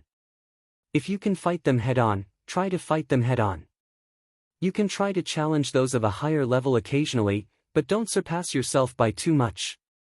Who asked you to use your poor bean-sized Yu Xian to challenge Tian Xian, Shen Xian, and supreme experts? Aren't you tired of living? June Moxie didn't know whether to laugh or cry. You didn't say it clearly. Do I need to say it clearly? If you can't beat them, do you want to fight them head-on? With such a good technique and speed, you naturally have to run when your life is in danger. Are you an idiot? Dongfang Wenqing was a little angry. How could this nephew be so stupid? But he didn't know that the smarter a person was, the harder it was to get out of a dead end. When Yu Xian faces supreme experts, they can crush you with one finger. Do you want to fight them head-on? Then what can you do with the superb body movement technique that you have mastered? Silly boy. Uncle Dongfang was very conflicted. I told you to use your resources as much as possible and fight head-on to gain experience, but I didn't ask you to die. Then I understand. I really understand. June Moxie laughed. Suddenly, he somersaulted a few times in the air and went far away. If he stayed any longer, God knew how badly he would be scolded by this first uncle. When he saw him yesterday, he thought he was steady, elegant, graceful, and elegant. He didn't expect that it was all an illusion. Today, he scolded him so harshly. Jun Dashao obviously didn't notice the change in his attitude. He had already acknowledged these three uncles, whether intentionally or unintentionally. To some extent, he had already equated them to the level of his third uncle, Jun Wui, because these three people truly cared for him with all their heart. You stupid brat. Dongfang Wenqing was still hating his nephew for failing to meet his expectations. He wanted to scold him a few more times, but his nephew had already disappeared. 3 days later. Chapter 327. Orderly voices, accompanied by a strange and vigorous rhythm, resounded with a loud and shocking rumble. The dust and fog grew, and rose into the sky in strips. This was the symbol of an elite army. If it was an ordinary miscellaneous army marching, the dust stirred up would be as messy as a mushroom cloud. Only when tens of thousands of people marched in unison, in a neat formation, and without the slightest bit of disorder, could they step on the dust and soar into the sky. The majestic voice naturally brought out a subtle feeling that could topple the mountains and overturn the seas. It seemed that with the arrival of these majestic footsteps, no one in the world, no army, could stop the march of this army. Jun Wui is worthy of being a member of the Jun family. His military discipline is indeed admirable, and I can't help but admire him. Dongfang Wenqing stood at the top of a big tree, gazing into the distance, and finally sighed. That kid is really not simple. Dongfang Wenjian and Dongfang Wendao couldn't help but sigh as well. From afar, the thousands of cavalrymen in front of Jun Wui looked like a surging torrent. Even the horses seemed to have set off at the same time, and landed at the same time. No matter from the front or the side, it was a straight line. Neat and uniform, as if they were cut by a knife. This was just strict discipline, but the expression on every soldier's face was full of pride. This was the cohesiveness of an army. An army that was like a plate of loose sand would never have such a proud expression on their faces. Facing such a neat and grand army, even Jun Moxie and Jun Dashao were shocked. When Master Dashao left, only the original army under Jun Wui was disciplined, but there were also a large number of private soldiers from the big families, and the young master's bodyguards. Those people were very difficult to manage, and it was not an exaggeration to say that they were arrogant and unruly. Who would have thought that in a short period of a month, these people would be trained so smoothly? It seemed that the third uncle's management of the army was really good. Jun Dashao, who wasn't familiar with military affairs, wouldn't know that this wasn't as simple as just having one skill. Fortunately, this was Jun Wui. If it was someone else, they would have to go through a lot of trouble. Jun Moxie led his 250 men to meet them. But he was met with a cold face. The unruly Jun Dashao could only smile in the face of such a cold face. Because the owner of this cold face was the third master of the Jun family, Jun Wui. Jun Wui looked at his nephew with a solemn face, but he didn't know whether to laugh or cry. Which vanguard in every dynasty would do this? Like a herd of sheep, they disappeared without a trace in the blink of an eye. Not even the slightest bit of communication was sent back. Acting as a vanguard to this extent, even if it couldn't be said that no one would be able to do it in the future, it was at least unprecedented. In fact, Jun Dashao had done a pretty good job in opening the way. All the troubles and potential troubles along the way had been resolved by Dashao's unique methods. Whether it was legitimate or not, the task had been completed. Therefore, the army did not meet with any more obstacles along the way. Jun Wui was very satisfied with this. Even the higher-ups of the army who knew about it were very satisfied. At least, they couldn't find any fault with it. The only problem was that they didn't strengthen their communication. But, what about those who didn't know about it? They would undoubtedly think that this kid had no sense of responsibility. Although they didn't meet with any trouble along the way, it was likely that Grand Marshal Jun, or even Grandpa Jun, were helping them from behind. The more serious problem was that the number of people who didn't know about it was huge. Out of 100 people in the army, at least 99 would answer. Who asked them to have a good third uncle and a good grandfather? This involved the problem of convincing the masses. With such a lack of discipline and organization, if they weren't punished, how would they be convinced? Therefore, Jun Wui didn't have any other choice. He could only give young Master Jun a good scolding the moment he saw him.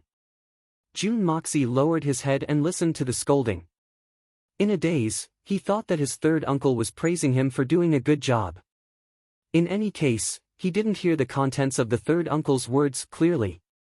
In the end, he was scolded until he fell asleep. Jun Mo Xie's intense gaze hinted that the third master was venting his anger. So, Jun Wui had no choice but to hastily explain the various matters regarding the encampment. Then, he gave a few simple instructions. Then, he dismissed everyone. Humph, Grand Marshal Jun is really awe-inspiring and murderous. I haven't seen you for more than 10 years, and you're even more awe-inspiring than before. You let your own nephew clear the way for you, and even after completing the mission, you still have to scold him. You didn't even say a word of encouragement. You're really an iron-blooded man with ruthless self-discipline. A sarcastic voice rang out. Jun Wui raised his eyebrows and a cold light flashed in his eyes. Who is it? Come out. Humph, I'll come out then. Do you think I'm afraid of a grand marshal like you?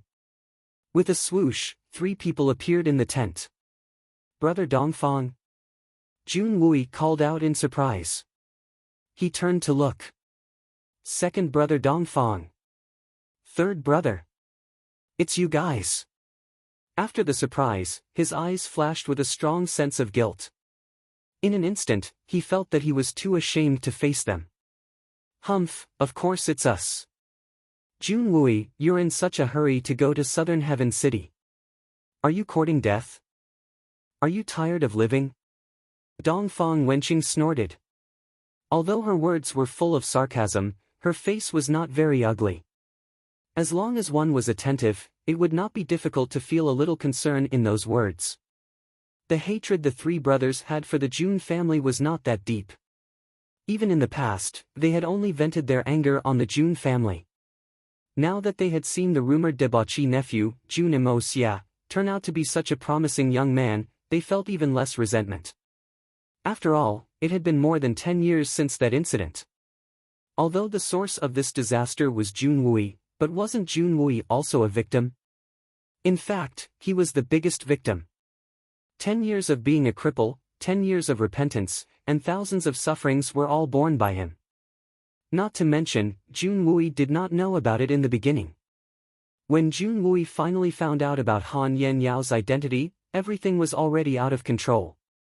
Looking at the heavy tiredness in Jun Wui's eyes, as well as the deep sense of guilt when he saw the 3 of them, they knew that Jun Wui had been far more miserable than them for the past 10 years. Even though they had deep feelings for each other, after the massacre 10 years ago, they had already vented a lot of their emotions. After such a long period of time, it was no longer as unforgettable as it was in the past. But Jun Wui was completely different. The incident started because of him. Whether it was intentional or not, it was the truth. Although it was unintentional, it started because of him. It was an unintentional mistake, but it became the heaviest burden of his life. In these 10 years, he must have felt as if thousands of ants were gnawing at his heart every day and night. He and the others couldn't bear it any longer. So, they could get drunk and fight crazily. Then, they could use the extreme physical exhaustion to drive away the pain in their hearts. However, Jun Wuyi's legs were disabled. So, he could only endure in silence. The four of them looked at each other. In an instant, all four of them had a strange feeling, as if they had returned to 10 years ago. The scenes of the past flashed before their eyes, and they couldn't help but breathe heavily. Slowly, Jun Wuyi's eyes turned red, and the corners of his eyes became moist. He opened his arms and forced a smile. "Brother Dongfang, I missed all of you for the past 10 years. We haven't seen each other for a whole 10 years, 2 months, and 7 days." He looked at the sky, and said in a hoarse voice, "In another 4 hours, it will be the same time on that day of that year, the time that brought the grievous news to you." Jun Wuyi's eyes suddenly turned blood red. The hearts of the 4 people beside him shook heavily. That's right, it was that day, that hour, 10 years, 2 months, and 7 days, and 4 hours. Jun Wuyi's timing was so accurate. What did that mean? It meant that in the past 10 years, Jun Wuyi had never forgotten about this blood feud. But he could only endure it. He knew who his enemy was, but he could only endure it. Plus, there was the pain of being crippled, and the pain of being separated from his lover. At this moment, Dongfang Wenqing and the other 2 finally understood how Jun Wuyi had survived the past 10 years. This one sentence was enough. "Third brother, these 10 years, you've suffered." Dongfang Wenqing stepped forward and hugged Jun Wuyi tightly. The 2 of them hugged in silence. Jun Wuyi closed his eyes slightly, and the hot tears that were about to flow out of his eyes were hidden in his heart. The muscles on his face twitched, but he clenched his teeth and didn't make a sound. After 10 years, he finally received this sentence from the Dongfang family. This sentence of understanding and concern. 10 long years. Although it was a little late, but it was still here. Who knows how many times I've broken down in these 10 years? How many times?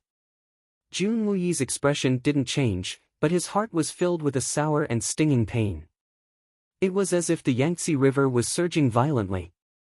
Dongfang Wenjian and Dongfang Wendao thought about Jun Wuyi's 10 years of suffering, and then looked at the touching scene in front of them. Suddenly, their eyes turned red, and their noses became sour. They almost shed tears. They had no choice but to turn their heads and cough twice with all their might. This was because they were afraid that they would burst into tears and burst into tears. However, even if this coughing sound was barely concealed, it was still a trembling sound. As a man, how could they not know how Jun Wuyi had survived the past 10 years? If they were in Jun Wuyi's shoes, they would have committed suicide to apologize. However, Jun Wuyi had stubbornly endured these 10 years of torment until today. After a long time, everyone's emotions returned to normal.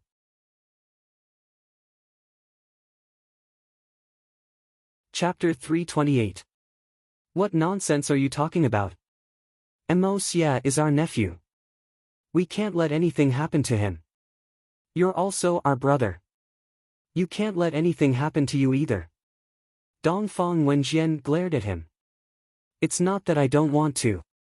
However, on the way here, I received a few more reports from the military. Although the origin of this Xian beast tide is still unknown, the scale of this tide is huge, and the degree of potential danger is so deep. It's said that the king of Tian Fa is furious. He issued an order half a month ago. All Xian beasts of 4th level and above are to leave Tian Fa and participate in this war.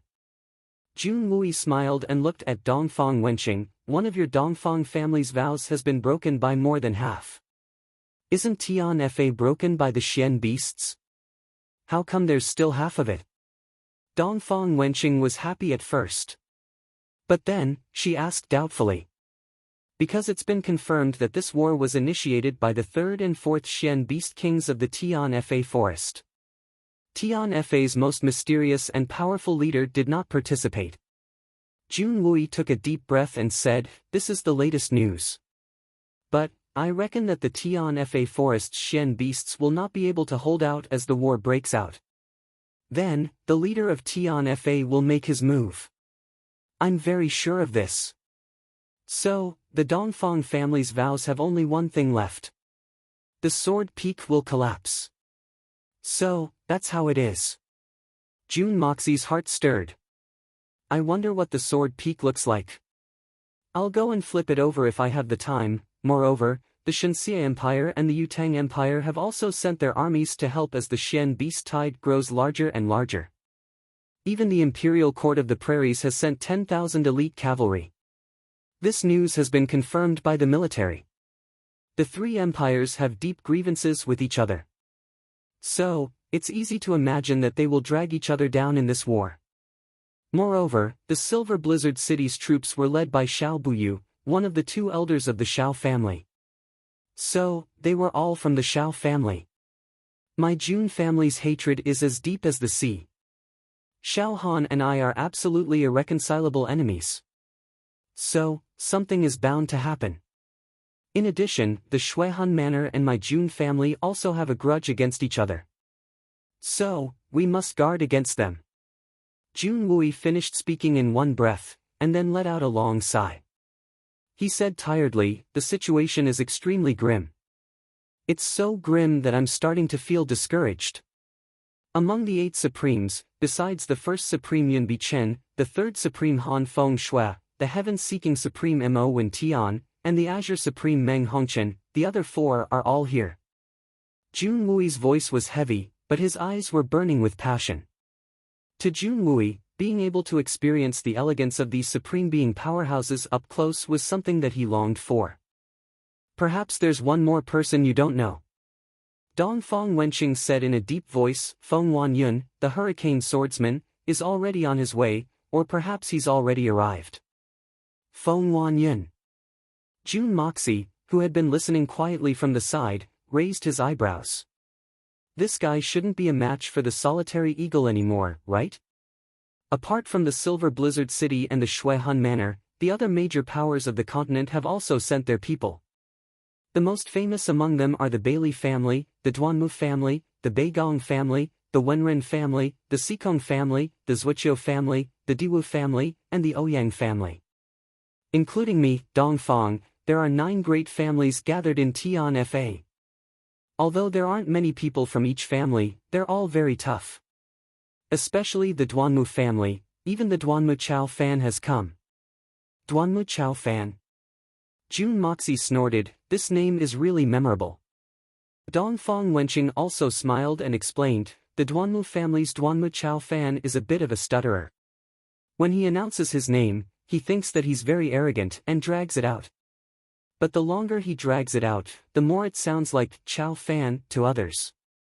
Therefore, during a gathering of the 9 great families, everyone just called him Duanmu Chao Fan. Over time, his real name is almost forgotten." "Very good," Jun Moxie said solemnly, "the handles of the wok are basically made of wood." Duanmu Chao Fan, is actually quite a story. Huh. Everyone burst into laughter. Only then did Dongfang Wenqing continue. In addition, people from the Golden Soup Fort, the 7 Dragon Mountains, the Soul-Severing Palace, and the Haotian City have also come. Other than those who are part of an organization, there are also some high-level profound practitioners who come and go by themselves and hermit experts who are innumerable.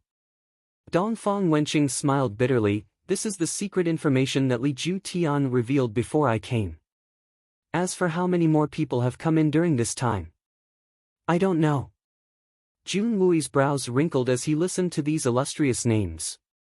The more reinforcements there were, the more terrifying the Xian beast tide was. Fu*K. There are so many. Jun Moxie couldn't help but whistle. Then, he said, Why don't we just flatten the Tianfa forest if there are so many strong people gathered here? Then, everyone can catch a few Xian beasts and bring them back as pets. Is it worth making such a big fuss? These people have nothing better to do after eating their fill. What do you know? These words were shouted out by the four of them at the same time in unison. 8 ferocious eyes glared at the brat who spoke rudely at the same time. Xia, your experience is still too shallow. You don't know the dangers of this. The Tianfa forest stretches for thousands of kilometers. It covers almost 1/3 of the continent. How many Xian beasts are there?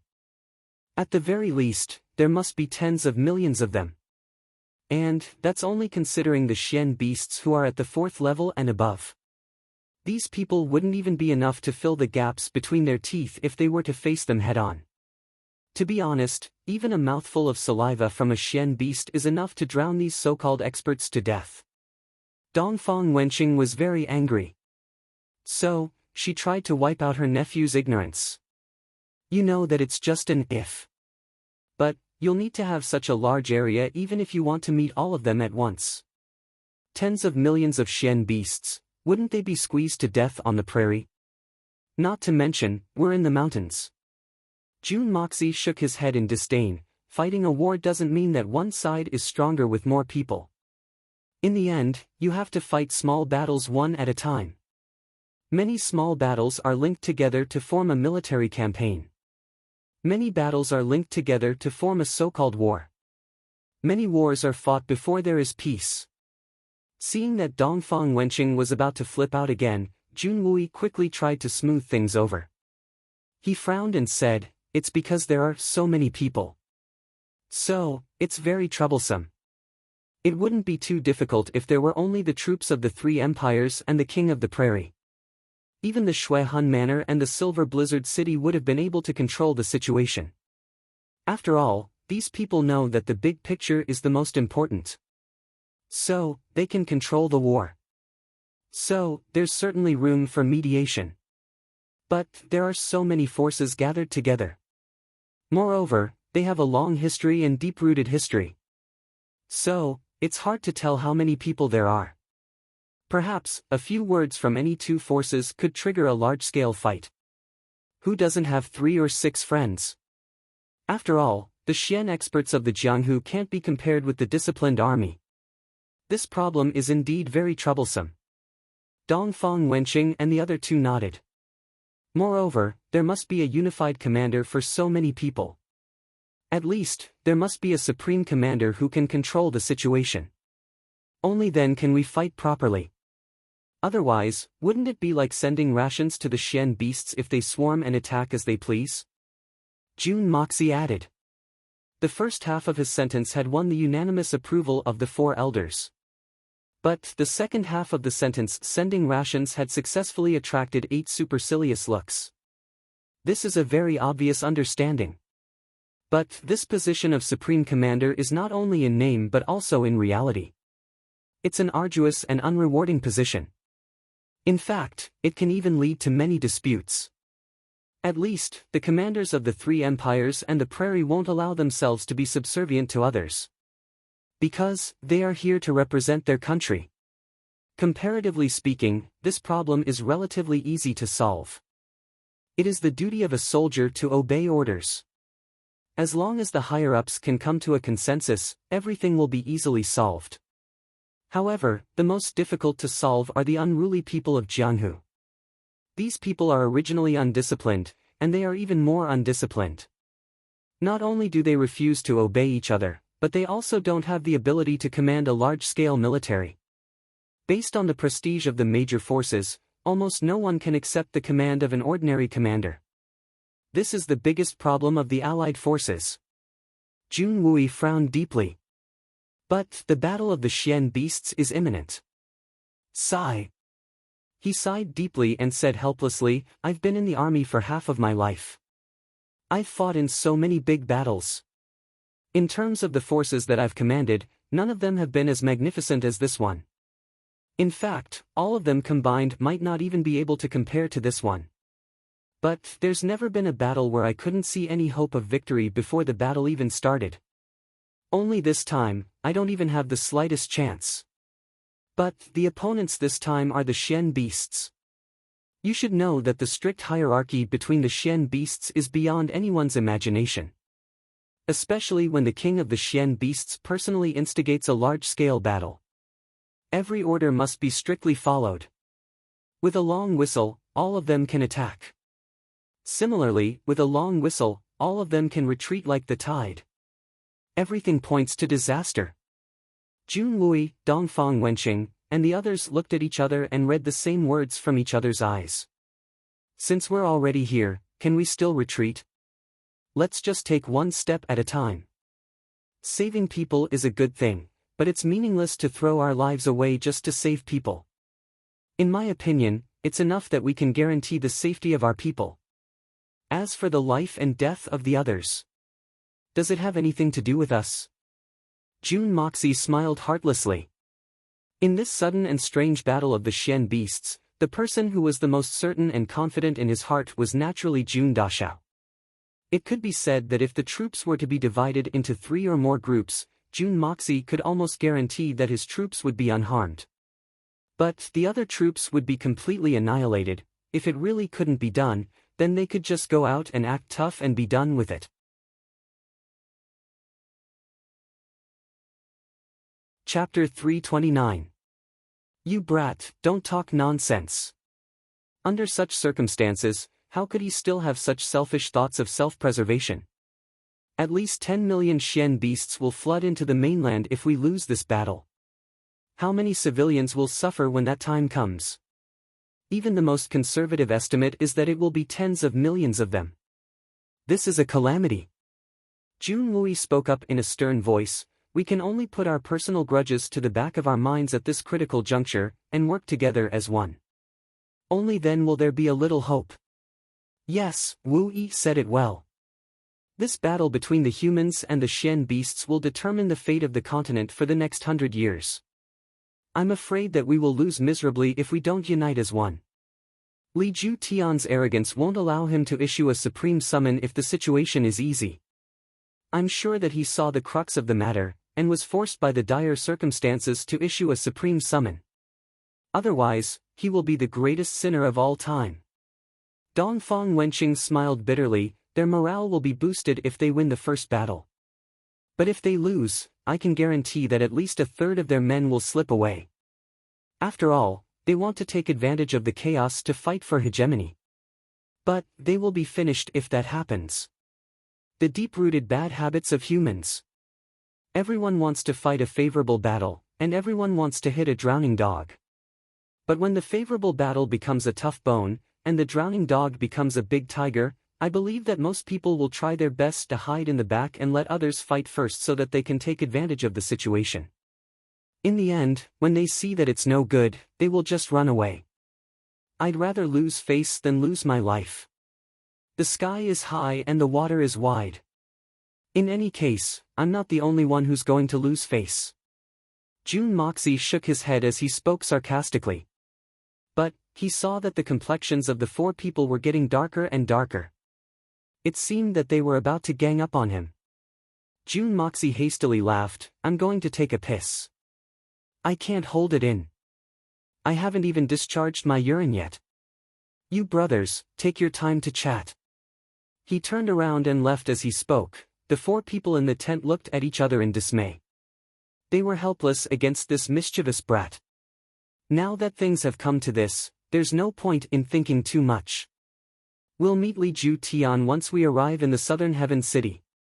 Then, we'll join your army to protect you and Mo Xia. We'll stay together if things don't work out. We'll have a chance to save our lives. It's like Mo Xia said, it's a good thing to save people. But, it's meaningless to throw away one's life for the sake of saving someone. Let's act according to the situation. Jun Wui nodded solemnly. He looked up at the sky and sighed. I really don't know where the source of this catastrophe came from. What caused such a great disaster? The Xian beasts wouldn't come out of Tian Fa for no reason. Something or someone must have provoked them. If I knew who the culprit was, I would skin him alive. This is simply taking the lives of the world as a joke. The other three agreed in unison. Jun Dashao had slipped away, and had returned to eavesdrop in the corner of the tent. He felt cold sweat trickling down his entire body. He felt wronged in his heart. My original intention was to let them teach the Shuehan manor a lesson.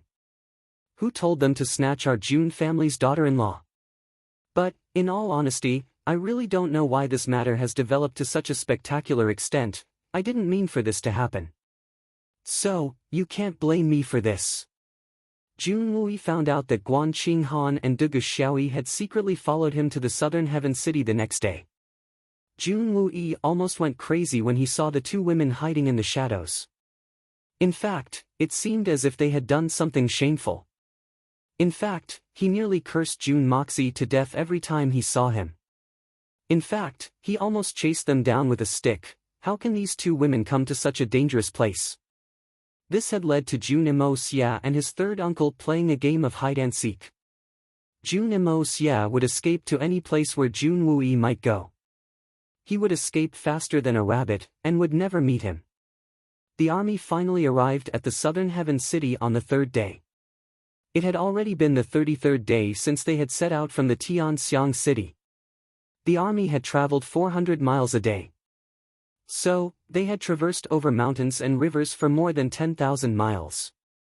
Everyone sucked in a mouthful of cold air as soon as they arrived at the southern heaven city.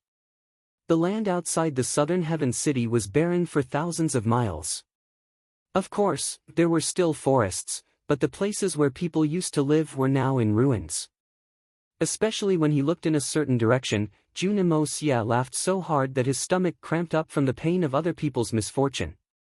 That was where the Shuehan manor used to be. But, it had now become the headquarters of the Xian beasts. Along the way, even at the back of South Sky City, there were large groups of high-level Xian beasts howling over. They would swarm and attack a lone Xian expert if they saw one. However, the Xian beasts were very disciplined. Not a single Xian beast could be seen more than 300 miles to the north of the southern heaven city. It could be seen from this that the Xian beast's target was the people of the southern heaven city. Perhaps it was limited to those who had a grudge against them. For example, the Shuehan manor, Li Ju Tian, or his son, the southern heaven city was no smaller than the Tianxiang city. It was the largest city in the south of the continent. However, the surrounding mountains had been occupied by the Xian beasts. So, it was tantamount to being surrounded by an iron bucket. Jun Wui and the others could be said to have taken advantage of the large number of people. So, they entered the southern heaven city without any mishaps. The moment they entered the city, a long howl suddenly resounded from the northern peak of the southern heaven city. It pierced through the clouds, and spread far into the distance. It seemed as if a message was being transmitted.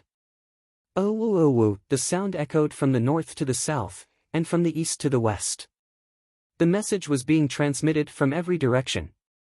It continued to spread through the southern heaven city, and continued to the south. A loud howl resounded from the south. Then, it was relayed back to the north. It seemed as if two people were transmitting a message. One of them was saying, 10,000 enemies have arrived. The Tianxiang city has arrived. The other person was saying, I know, the translation might not be accurate. But, it should be more or less the same. These Xian beasts are very organized and disciplined. They're better than many armies in this regard. They're practically the 5 stresses, 4 beauties, and 3 loves. Jun Moxie sincerely praised. He shook his head and said, Xian beasts aren't scary.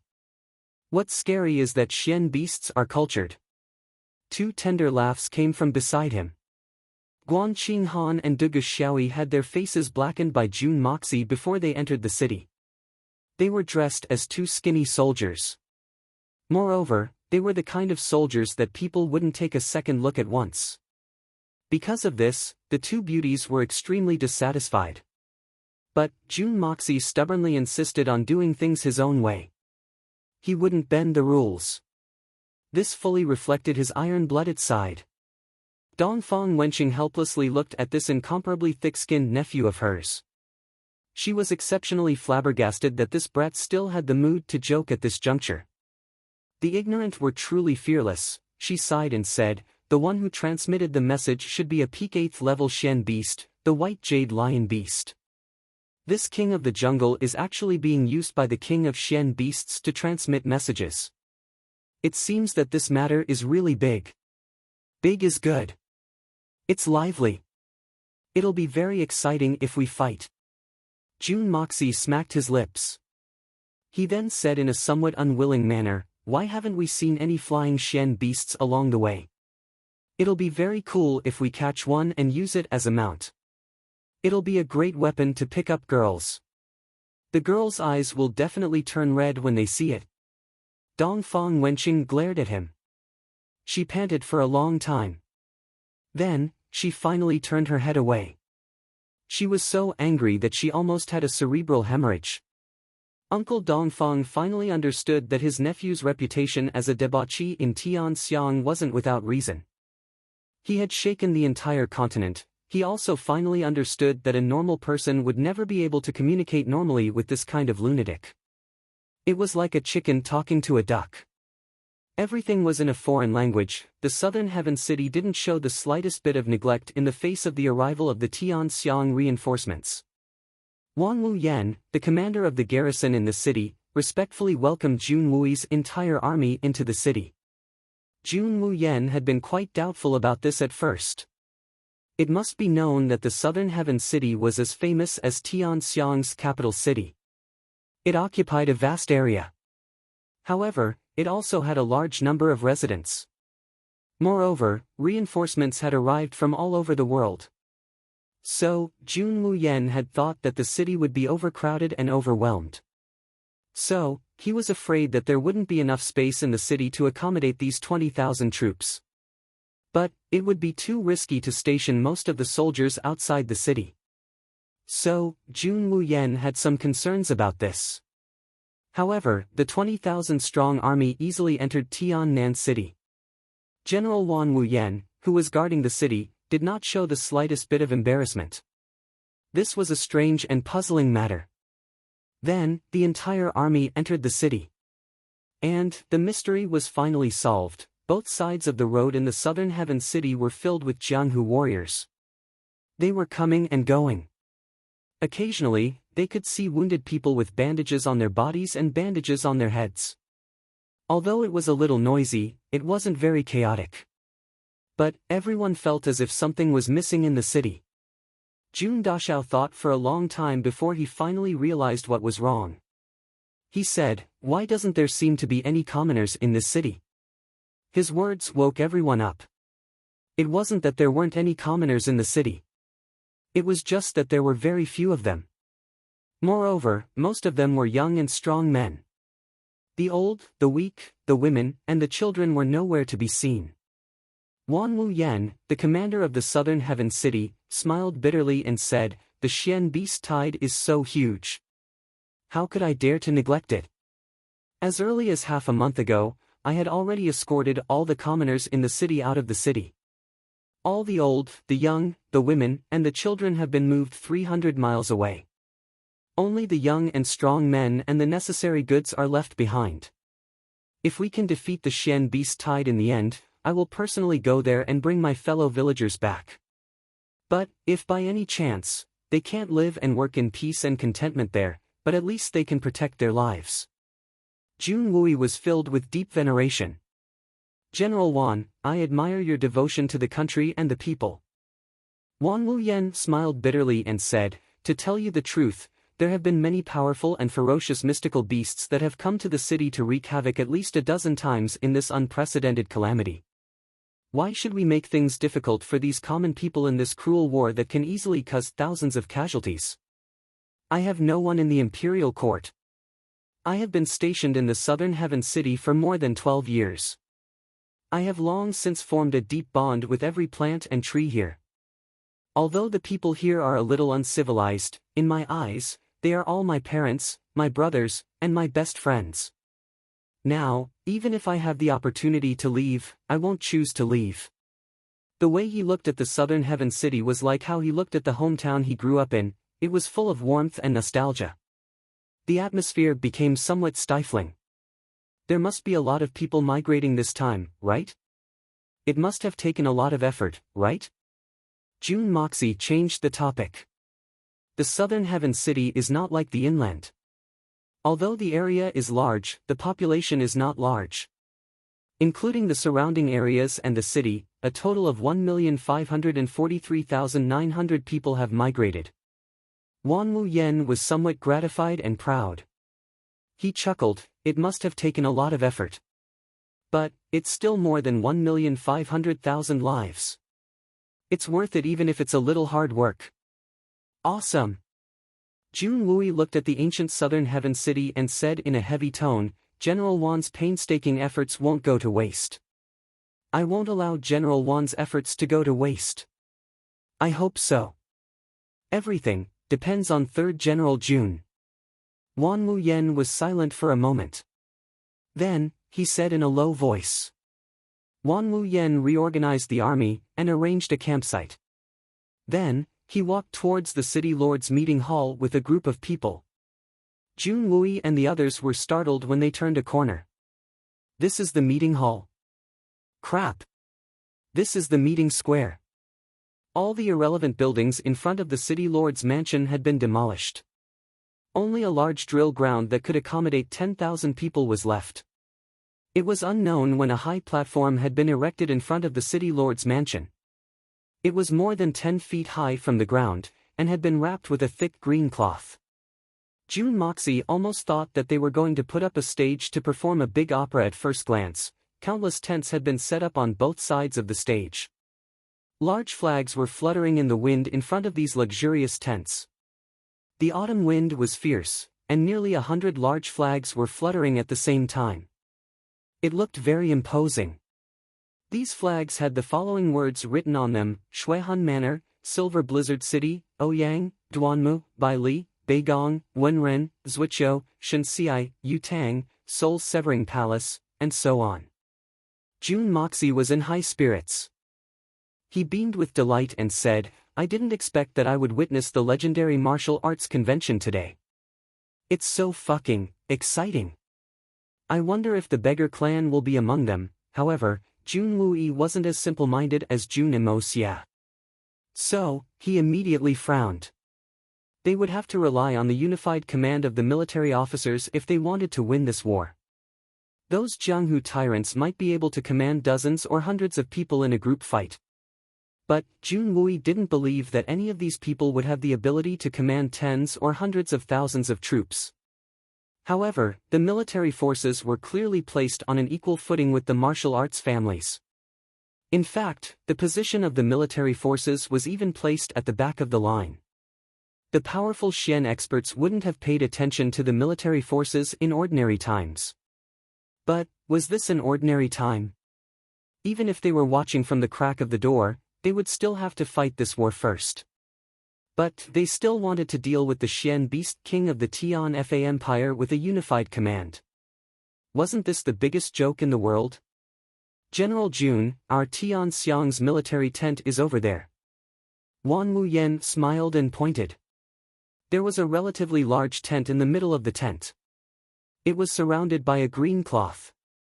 The thick pillars on both sides of the tent were deeply buried in the soil. The tent's curtain was rolled up high. It could be seen that the inside of the tent was very clean and tidy. It was also quite spacious. It could accommodate a dozen or 20 people. A blood-red flag was fluttering in the air in front of the tent. The three words, Tian Xiang and Jun, were floating in the sky like a divine dragon. They were faintly discernible in the strong wind. This flag was at least 10 feet taller than the other family's flags. Its surface was also much wider. Moreover, it was the only flag with a surname on it. Ha! Jun Wui looked at Wan Wu Yen in a puzzled manner. Wan Wu Yen chuckled.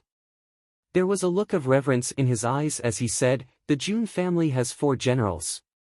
They are the military family that I, Wan Wu Yen, admire the most. The White General, Jun Wu Hui, the Iron Blood God of War, Jun Wumeng, and the Blood General, Jun Wui, are the pride of my Tianxiang. I, Wan Wu Yen, have always been proud that our Tianxiang has such a iron blood family. These people are gathered in my southern heaven city. But, this is my territory after all. This is Tianxiang's territory. This is the only thing I can do.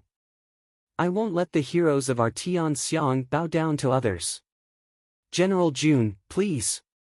Many thanks. Jun Wui was silent for a long time.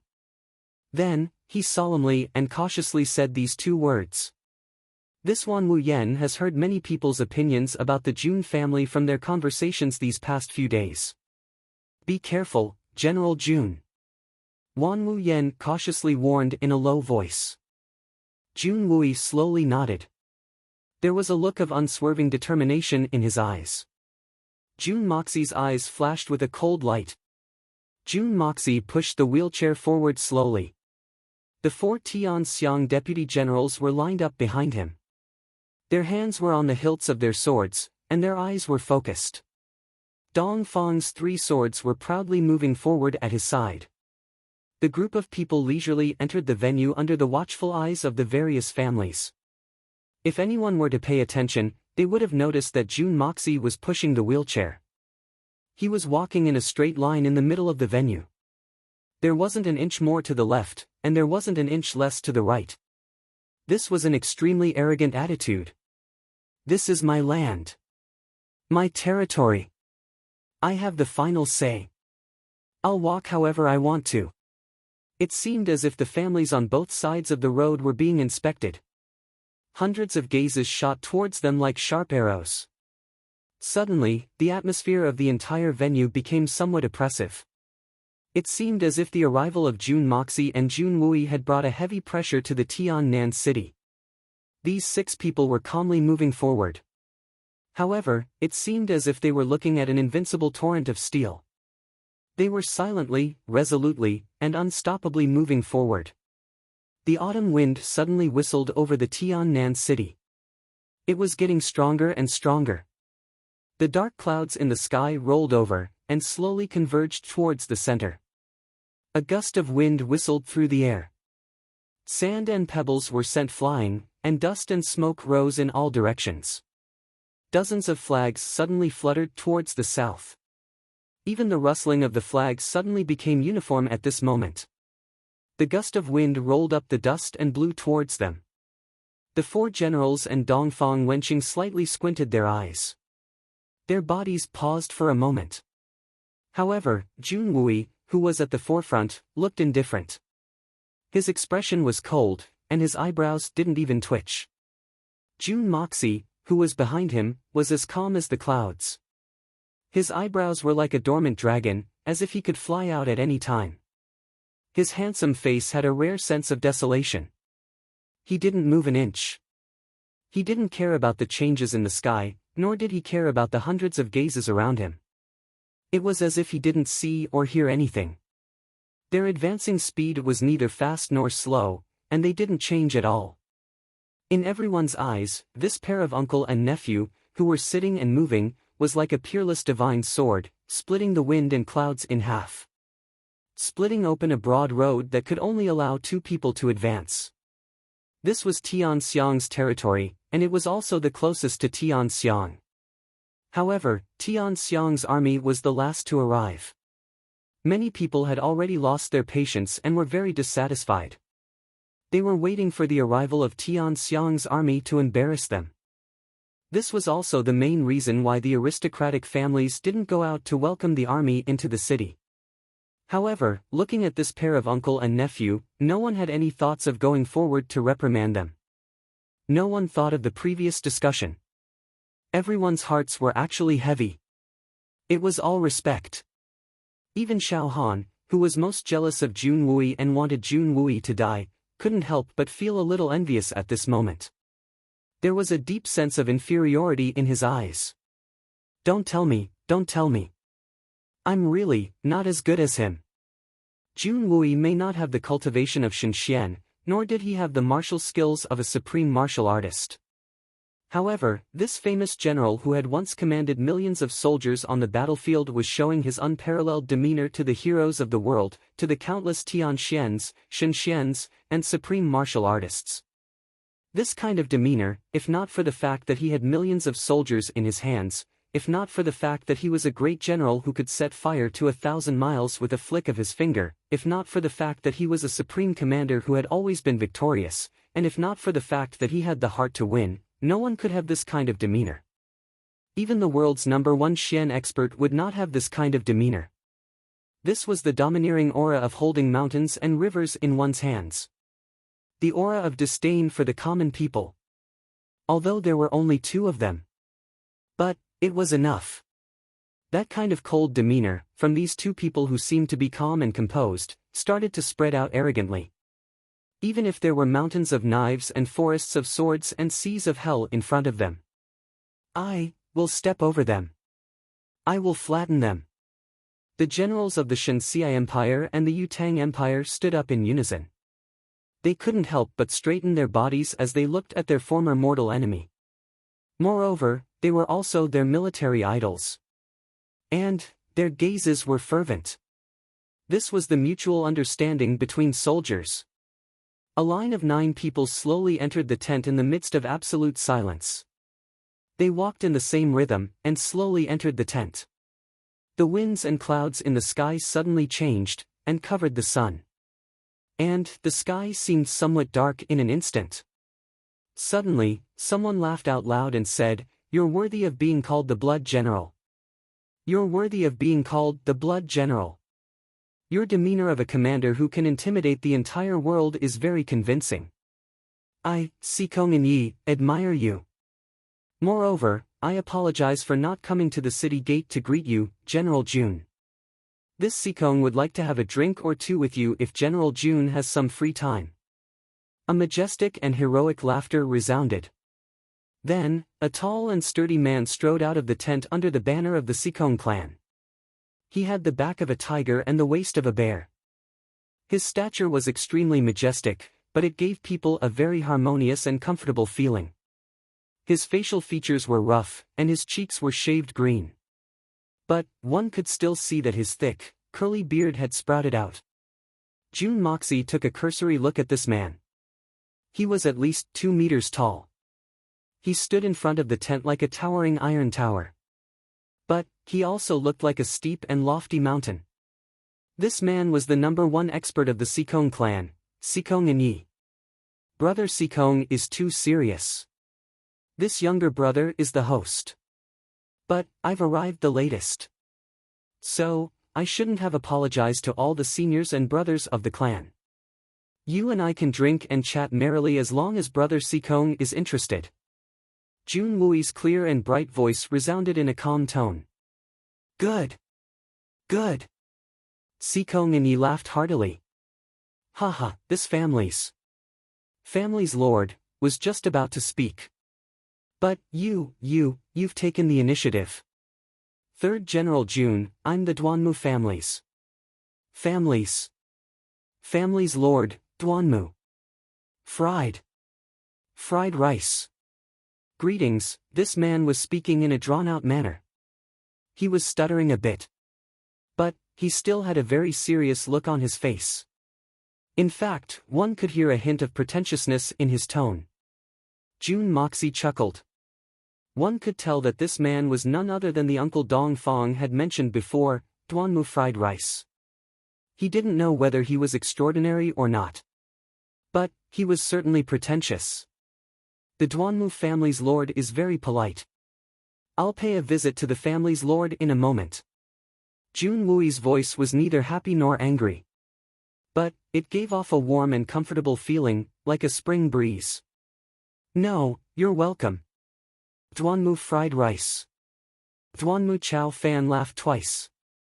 He was about to speak again when an eccentric voice suddenly spoke, these 2 are putting on airs. The last person to arrive is the Tian Xiang Empire's Jun family's Jun Wui, right? Jun Moxie looked towards the source of the voice, and saw that the man who had spoken was 28 or 29 years old. He was tall and straight, and had an extraordinary bearing. His facial features were handsome, but there was a hint of maliciousness between his eyebrows. He was standing under the Shui Han Manor's flag. He was dressed in an embroidered robe, and there was an antique sheathed sword hanging diagonally from his waist. One could tell that it was a rare divine weapon at a glance. He was looking at Jun Moxie with a disdainful expression. Jun Moxie instantly understood who this man was. Who else could it be other than Li Tingyun, the son of Li Ju Tian? You're just a pretty boy who relies on Zhu Meng. You're extremely vulgar. How could there be a war between humans and beasts if it weren't for you, boy? I'll find an opportunity to cripple you. Jun Moxie laughed and stood up. How could Jun Wui take part in a war of words between the younger generation? So, the debauchee Jun would naturally step in. He spoke in a light voice. This man's eyes are on the top of his head, and his nose is pointing upwards. Is he the young master of the Shui Han Manor? You're also the local bully here. Young Master Li Tingyun, am I right? You. Humph. Do I still need to rely on my power to deal with you? Li Tingyun's eyes revealed a trace of maliciousness and contempt as he spoke in a gloomy manner. The situation is so urgent, and yet your Jun family has arrived so late. What are your intentions? Can't others ask what you're doing? We're aware of the urgency of the military situation. But, why are you so late? First, you want to ask why His Majesty didn't issue an order earlier. Second, I want to ask your Shui Han Manor why you're so late since the situation is so urgent. Why didn't you ask for help earlier? Jun Mo Xia snorted and said, that's right. The Shui Han Manor's reputation is very important. Your Shui Han Manor had been so arrogant and self-conceited. You've been stubbornly stubborn. You've dragged this matter to this point. How could this have happened?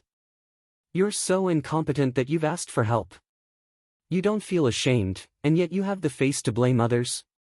Everyone here can ask us what we're doing. Only you and your Shui Han Manor can't ask. Jun Moxie smiled. Even if you want to blame us, there are so many senior experts here. So, how could you even get a chance to ask? Don't forget that Master Ju Tian is your father, and not you. What qualifications do you have to ask? Who do you think you are? You dare to talk to me like that? You've got guts. Who are you? Li Tingyun's eyes narrowed. He knew that he wasn't a match for the man in front of him.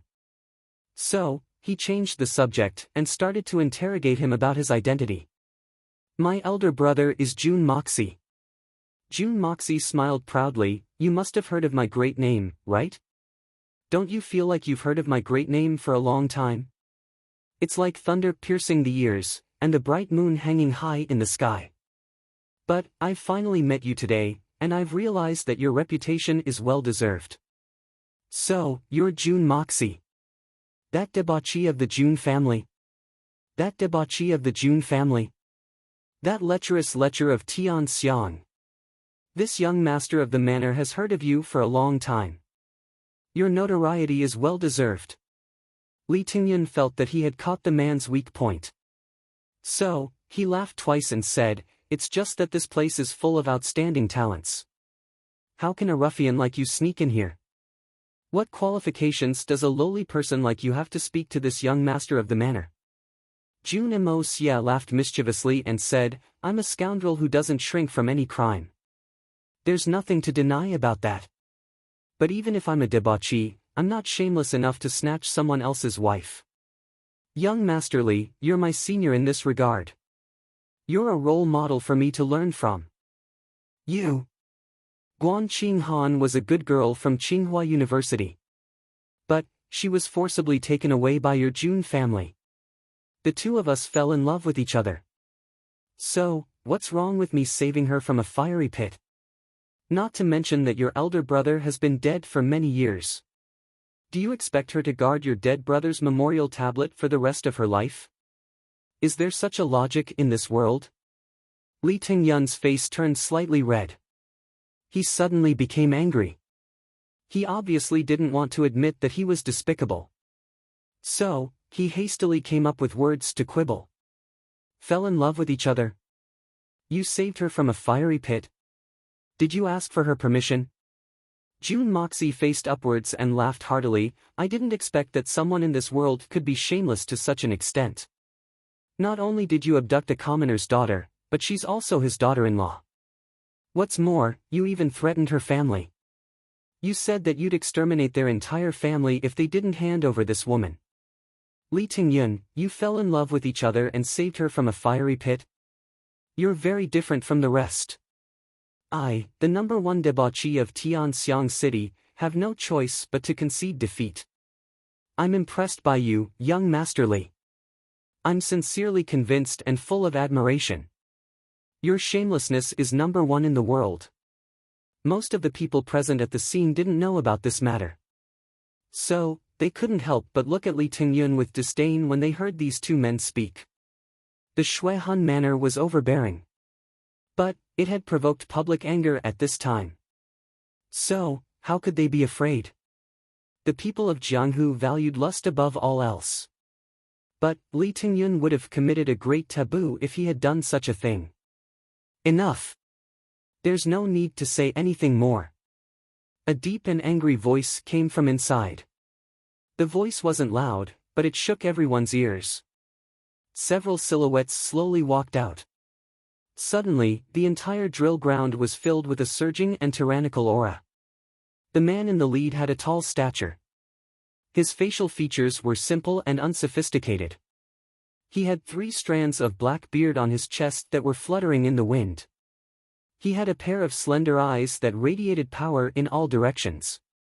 He didn't seem angry, but he had a natural bearing that could dominate the world.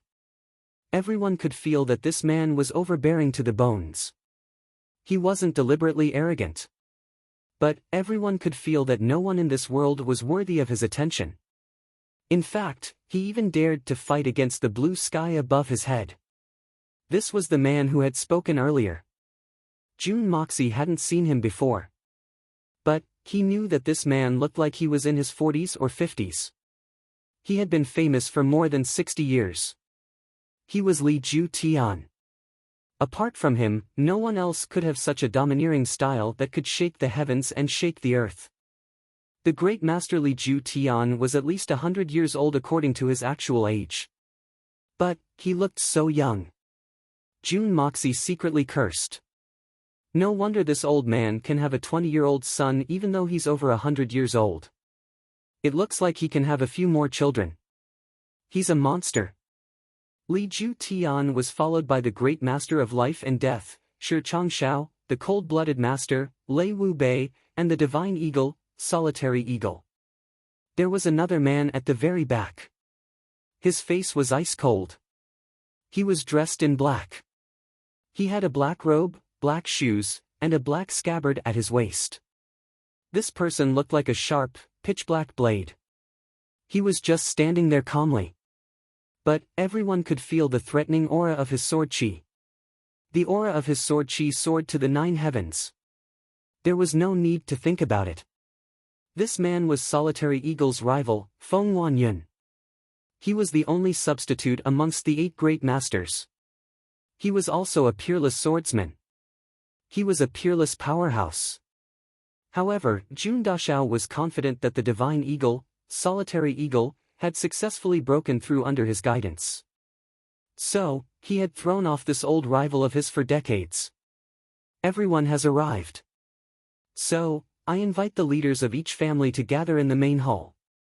We will discuss the strategy to repel the enemy. Li Ju Tian glanced around. He didn't mention the argument between his son and June Moxie. However, his eyes were calm when he looked at June Moxie. But, June Moxie could clearly feel that those 2 eyes were like 2 sharp swords that had pierced through the sky. And, they had fiercely pierced his eyes. It seemed as if the depths of his heart and soul had started to tremble in that instant. This was a kind of fear that had arisen from the bottom of his heart. I can't match him.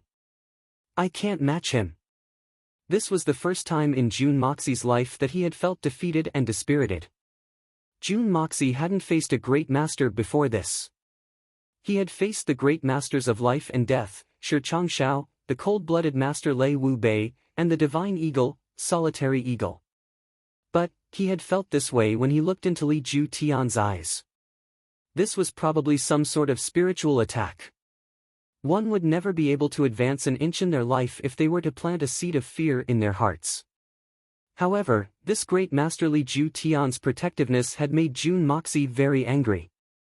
He was angry from the bottom of his heart. This is a quarrel between two juniors. You're the second great master, and you're using this method to vent your son's anger? This is a loss of grace. Bullshit, second great master. What kind of joke is this?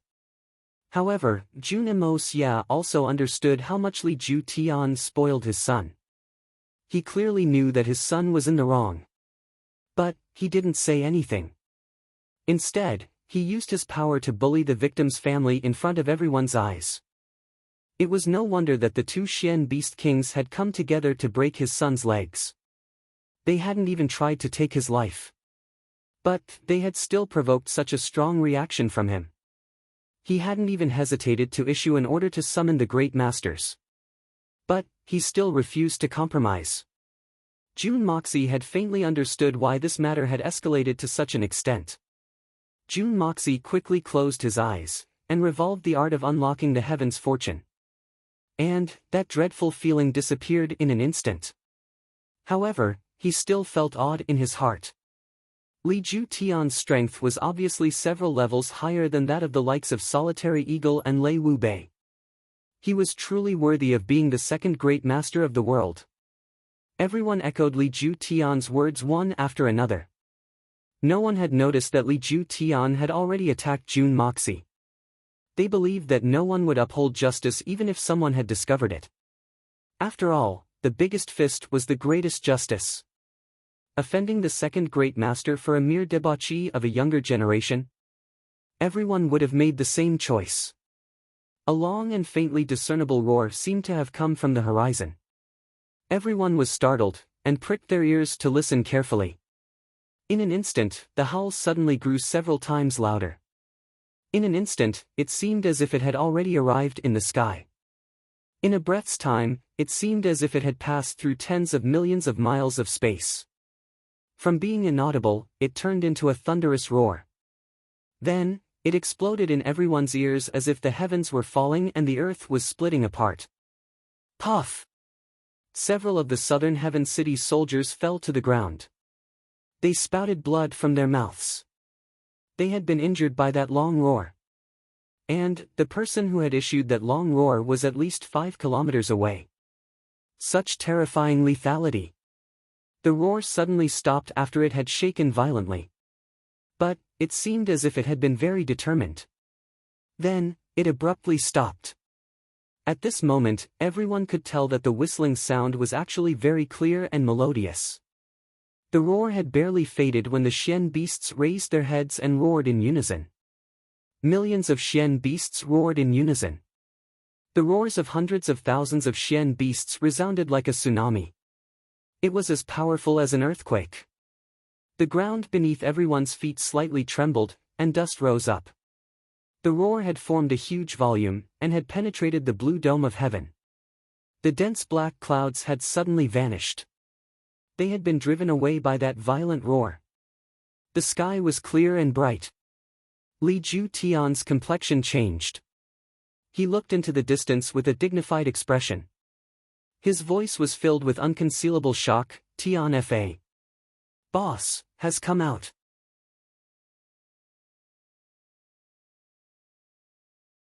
Chapter 330. Millions of Xian beasts roared in unison after that soul-stirring and unforgettable howl. Then, 2 different howls resounded one after the other. Everyone in the Southern Heaven City could clearly hear them. One of the 2 howls was clear, and the other was vigorous. They belonged to the Xian Beast Kings of Tian Fa, Long Crane and Bear Mountain. However, only a few people knew that these 2 were the instigators of the Xian Beast invasion. With a swoosh, a huge white crane suddenly flew from the north to the south like a bolt of lightning. From afar, that white crane had a wingspan of at least 50 to 60 feet when fully spread out its wings. There was a bright red crane crown on its head. Under the bright sunlight, the crown shone with a dazzling brilliance. Its long sharp beak was like a sharp sword that could cut through the wind and clouds. In the instant it flew over the city lord's mansion, everyone could clearly see that the huge white crane seemed to look down with disdain. Its huge wings covered the sky, and in an instant, the heavens and the earth dimmed. It was as if a dark cloud had suddenly floated over and then floated away, disappearing in the blink of an eye. Meanwhile, a huge silhouette was speeding through the forest in the distance. It didn't matter whether it was the road or the trees in front of it. It didn't stop for even a moment, and crashed into a big tree that could be hugged by it. And it was broken in the blink of an eye. Then, it forcibly passed through the trunk of the tree. That silhouette had already run away without a trace by the time the tree collapsed with a loud rumble. Li Ju Tian's silhouette suddenly flew to the roof. His hands and feet didn't move during this process. In fact, not even a single strand of his hair moved. But he just flew up in a very abrupt manner. He stood still on the roof, and a vivid and lifelike shadow could be seen at his original position. But it was gradually fading away. This was no longer a movement technique. In fact, it was closer to a magic trick. Is this the Venerable Mei? This Li Ju Tian has failed to welcome you. Li Ju Tian gathered his Xian Qi, and his deep and dignified voice echoed from afar. This could be seen from the fact that he had taken some time to speak after he had ascended to the roof. He was afraid that he would lose face in front of this Lord of Tian Fa, and was unwilling to be at a disadvantage. That sonorous voice suddenly rose into the air and slowly spread out. It floated towards the south in a solemn manner. The people present initially heard it to be calm, but once the voice spread out, it was as if thunder was roaring and 10,000 horses were galloping through the mountains and valleys. Its momentum was unusually great. His voice echoed in the forest like a tide. After a long while, he finally rested. My apologies for not welcoming you earlier. I failed to welcome you from afar. Welcome from afar. Welcome, welcome. Cries of alarm resounded in the surrounding forest. It was evident that some of the low-level Xian beasts had been shaken by Li Ju Tian's voice. This had given rise to a lot of panic. One had to admit that Li Ju Tian's sound transmission technique wasn't as good as the Tian Fa Beast King's roar. Moreover, it wasn't as good as the Xian Fa Beast King's roar. But they were still on the same level in terms of their realms. A long, long time passed. A clear voice rang out unhurriedly. Everyone clearly understood that the person who spoke was at least a few dozen miles away from them, but when they heard the voice, they felt as if this person was speaking to them right in front of them. This person's voice was very strange. It was neutral and calm. It was impossible to tell whether this person was a man or a woman. Li Ju Tian, so it's you. Who else could have such a profound cultivation? No wonder. I was wondering why my two younger brothers were so furious. They wouldn't even pay attention to an ordinary person. In fact, they even suffered a loss. Not bad, not bad. Li Ju Tian, you've made progress. You've truly made progress. Everyone looked at each other in dismay. They felt as if their scalps were going to explode. Li Ju Tian was an apex figure in everyone's eyes. He was publicly acknowledged as the second of the 8 great masters. However, this person didn't have the attitude of an equal. In fact, he had even complimented him by saying, "You've made progress." This compliment was like a teacher saying to a well-behaved and obedient child in a kindergarten, "Little friend, you've made progress. You're such a good kid." Li Ju Tian's voice was matchless and powerful. However, the opposite party's voice was calm, and didn't seem to be exerting any strength. But, which one of them wasn't an expert? How could they not hear that this person's cultivation was much higher than Li Ju Tian's? It wasn't just one level. Even if they were at the same level, it would at least be like the difference between the solitary eagle and Li Ju Tian. Li Ju Tian's voice had resonated from the same distance.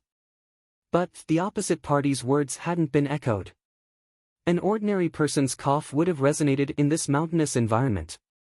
But he hadn't been able to get an echo even though he was dozens of kilometers away. What kind of control is this? Just this control ability alone was already at the acme of perfection and had reached the pinnacle of perfection. Li Ju Tian raised his voice and said, "The cause of this matter is that these two have provoked my Shui Hun manner for no reason. I, Li Ju Tian, should have retaliated. But, where did I go wrong? And, how can Venerable May not see who's the one who's suffered a loss? This Shui Hun manor is this old man's life's work. But, it has now been reduced to ashes. I don't know what Venerable May would say if I were to demand an explanation from Venerable May." Li Ju Tian's words had a hint of condemnation in them. The opposite party's cultivation was higher than his. However, Li Ju Tian was the second most powerful great master in the world. So, he couldn't show weakness even if he lost. The distant voice suddenly became sharp. "Li Ju Tian. You've hit my younger brother. Do you think you're in the right? Do you think I'm so easy to bully? Li Ju Tian, are you sure that you're not dreaming?" Everyone's hearts trembled at the same time. This is another extremely protective master. He's unreasonable and cunning to such an extent. Today, my horizons have been broadened. Previously, I saw Supreme Master Ju Tian shielding his own son and avoiding the sharp topic. Then, I met another master who's even more unreasonable. I wonder if this is the cycle of karma and retribution. Jun Moxie stroked his chin, and felt some appreciation in his heart. Awesome! He has the same temperament as me. I'll definitely give some benefits to Venerable May in the future. I wouldn't dare. Li Ju Tian snorted and said, "It's just that justice is in the hearts of the people. There's a reason for everything. Even the world's #1 expert can't be unreasonable." The man let out a long laugh. "Reason? Li Ju Tian, your joke isn't pleasant to listen to. Li Ju Tian, have you ever been reasonable with anyone in your life? How come you're the one being reasonable when it comes to your own situation? Justice is in the hearts of the people. You, Supreme Ju Tian, have just said this, but do you believe it?" These words were very bitter. The so-called laws of the world were only used to bind ordinary people. They had no binding power over the strong people of the world. Justice was in the hearts of the strong. But, it was just empty talk. In the world of the strong, the one with the bigger fist was the one with the right to reason. The man's words were a little sophistry, but they were the truth. Moreover, he had ridiculed Li Ju Tian. Jun Moxie felt very happy as he listened to this. He almost stepped forward and pointed at Li Ju Tian's nose and scolded him. "You old bastard! You keep saying that justice is in the hearts of the people. But, have you ever been reasonable? Has your son ever been reasonable when he snatched someone else's wife? Where is the justice? The wicked will be tortured by the wicked." Li Ju Tian snorted heavily and said, "Venerable May's words seem to indicate that she's going to protect him without distinguishing between right and wrong." Great Master Li Ju Tian was the second in command of the 8 Great Masters. So, he didn't want to speak against his conscience. So, he avoided the previous topic and made it clear. Moreover, more than half of the world's strongest experts were gathered here. So, it would be difficult for the Venerable May to deal with the formidable forces present here even if he had the ability to transcend the heavens. The man spoke in a cold and unyielding voice, "I'm going to protect him." "What can you do, Li Ju Tian? The 8 Great Masters have shaken the world in the secular world. But, I don't care about you. Li Ju Tian, please think about who you're talking to before you speak." The man paused as he spoke till here. It seemed as if he had something to say. But then, he suddenly roared in anger, and asked in a very fierce manner, "Li Ju Tian, when did you enter the elusive land of the immortals? How dare you leave a wound on my 4th brother's body? You've got guts." The power of this roar was earth-shattering. In fact, even the winds and clouds in the sky were stirred up by this roar. It could be seen that the Lord of Tian Fa was very angry. It seemed that the injured bear Shan Shan had arrived in front of him. So, he had also seen the wounds on his body. Jun Moxie's heart stirred. Hermitage? What kind of place is that? Why haven't I heard of it? He looked around, and saw that everyone had a perplexed expression on their faces. It was obvious that they didn't know. Jun Moxie pondered a little deeper while everyone was puzzled. The hermitage wasn't something that he could touch upon for the time being. But, Li Ju Tian's ability to injure Bear Shan Shan was a Xian beast king of Tian Fa. It must be known that a Xian beast's physique was far superior to a human's. And, Bear Shan Shan was a Xian beast king. So, he had withstood the attacks of Shi Changshao and Solitary Eagle. And, he hadn't sustained any serious injuries. In fact, he had even managed to escape unscathed. So, it was easy to imagine the formidable defensive power of his body. But, Li Ju Tian had managed to injure Bear Shan Shan with the elusive vein-splitting sword. Let go when you must. Venerable Mei, don't provoke a calamity because of a moment's impulse. Li Ju Tian's voice was laced with warning. Venerable Mei will have to think carefully if you cause too much trouble, and incite the dissatisfaction of the Holy Land, right? Li Ju Tian had unexpectedly evaded the question of when the other party would enter the hermitage. Ha ha ha. The man laughed out loud with a bone-chilling voice. His laughter reverberated in the air, and didn't stop for a long time. Then, he spoke word by word. Li Ju Tian, are you threatening me with the Holy Land?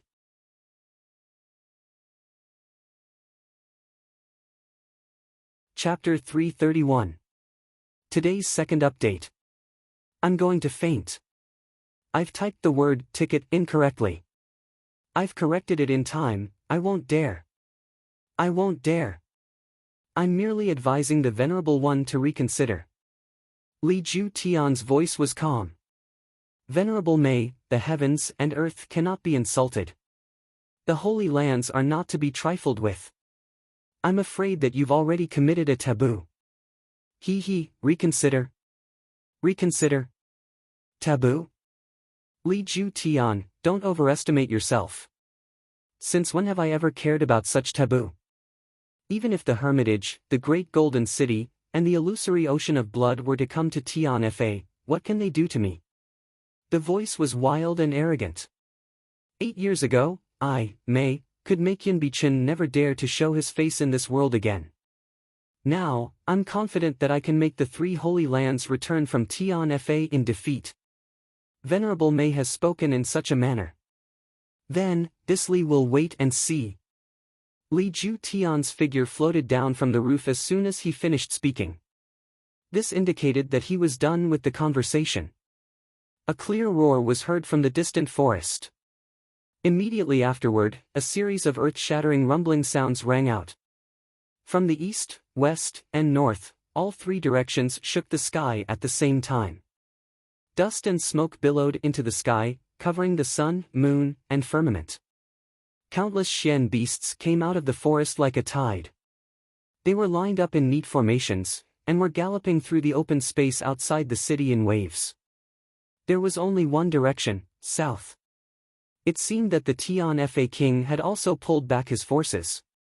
However, the Xian beasts' forces from these 3 directions made everyone in the southern heaven city's scalp tingle. Dozens of golden tigers were lined up in the east. They had a sharp silver horn on their heads, and were lined up in front. A snow-white tiger king was at the forefront of the formation. The horn on its head was golden in color as it galloped forward like a gust of wind. After that, the various dark beasts formed a long and orderly square formation, and they flashed past like they were on parade. With such a speed that was like a bolt of lightning, they actually continued for an entire 2 hours. Level 9 Xian beasts, golden tigers. Solitary Eagle was standing behind Li Ju Tian. His eyes were wide open. There are so many of them. I'm afraid the Tiger King leading them is already at the peak of level 9.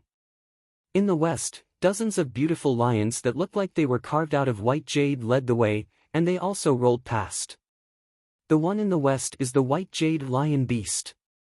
Dongfang Wenqing explained in a serious tone. Both of them knew that Jun Moxie was still a greenhorn, so he wouldn't know too many high-level Xian beasts. So when they saw him walk over to them, they intentionally explained to him. The sound of heavy footsteps could be heard from the north as hundreds of giant bears led an army of tens of thousands of Xian beasts. The mountain-splitting bear is also a level 9 mystical beast. The Tianfa forest actually has such a strong foundation. Suddenly, countless silhouettes soared into the sky from the surrounding mountains and valleys when the troops were halfway through. It seemed as if 100 birds were paying homage to a phoenix. All kinds of colorful birds were circling in the sky. After a moment of confusion, all kinds of beasts gathered together, and flew over the southern heaven city like a colorful cloud. These are flying Xian beasts. There are too many of them, too many of them. Dongfang Wendao sniffled as he opened his mouth to reveal his teeth. Every one of them is at least level 8. Oh my god! How did Li Ju Tian provoke this group of ancestors? How did they create such a big battle array? The sound of rustling in the mountain forest made everyone's scalp tingle. It was the sound of the Xian beasts crawling on the ground. One could only imagine how many of them there were if they listened to the torrential sound. Everyone was standing at a high place. Their faces were deathly pale as they looked at the spectacular scene before them. The appearance of these high-leveled Xian beasts would normally cause a sensation, and would make people want to buy them at sky-high prices. But now, dozens, hundreds, thousands, and tens of thousands of them were passing by them. Oh my god! This world is crazy! Not a single one of these thousands of Xian beasts is below level 6. Almost everyone's mouth had turned into an O shape. There was one exception who didn't have an O shape. Jun Moxie and Jun Dashao were also watching this scene. But no one knew what they were thinking. There were countless question marks in their hearts at this moment. Everyone in the world knew and recognized the two strongest forces of the Xian continent, the Silver Blizzard City and the Shuihan Manor. No one could deny that the strength of these two great clans was transcendent.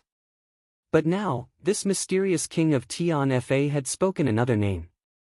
Hermitage, Great Golden City, Illusory Ocean of Blood. What do these names represent? What does it mean? Where are the 3 holy lands? How tyrannical are the people of these holy lands? Why haven't I heard of these names before? He recalled the words that Li Ju Tian had said, the heavens and the earth can't be insulted. The holy lands can't be passed down. Li Ju Tian had raised the so-called 3 holy lands to the same height as the heavens and the earth in his mind.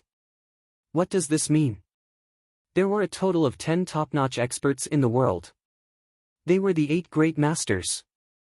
Then, there was the hurricane swordsman, Feng Wanyun, and the great assassin, Chu Chihuan. However, these great masters were nothing compared to the number 1 king of Tianfa. They had only heard his voice, but hadn't seen him. Anyone with ears would have been able to hear it. Anyone with eyes would have been able to see the formidable strength of this number 1 king of Tianfa. Yunbichen didn't dare to show his face 8 years ago. And, I'm confident that I can make the 3 holy lands return from Tianfa in defeat. These words were still ringing in everyone's ears. One word. Only one word. And, it was enough to make the number 1 great master, Yunbichen, never to show his face again. What kind of strength does this require?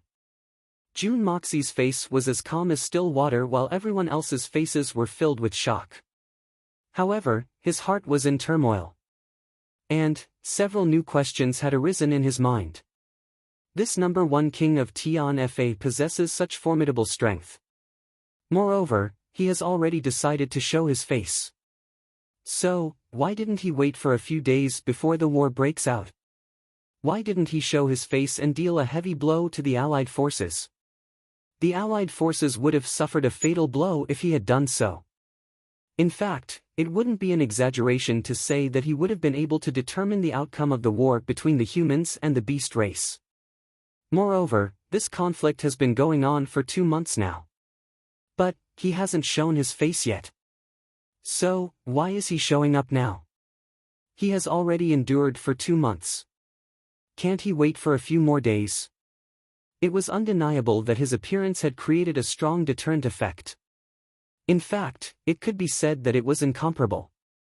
His strength was like that of a god in the clouds. And it was an indelible blow to the experts of the Allied forces.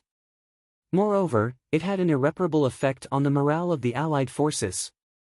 However, the problem was that he didn't need to do this.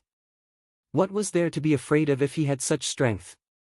No matter how the Allied forces attacked, he shouldn't have taken it to heart. As long as he showed up, he would have been able to turn the tables and change everything. What's the purpose of all this? This series of questions made Jun Moxie's head spin. He rubbed his eyes and discovered something strange.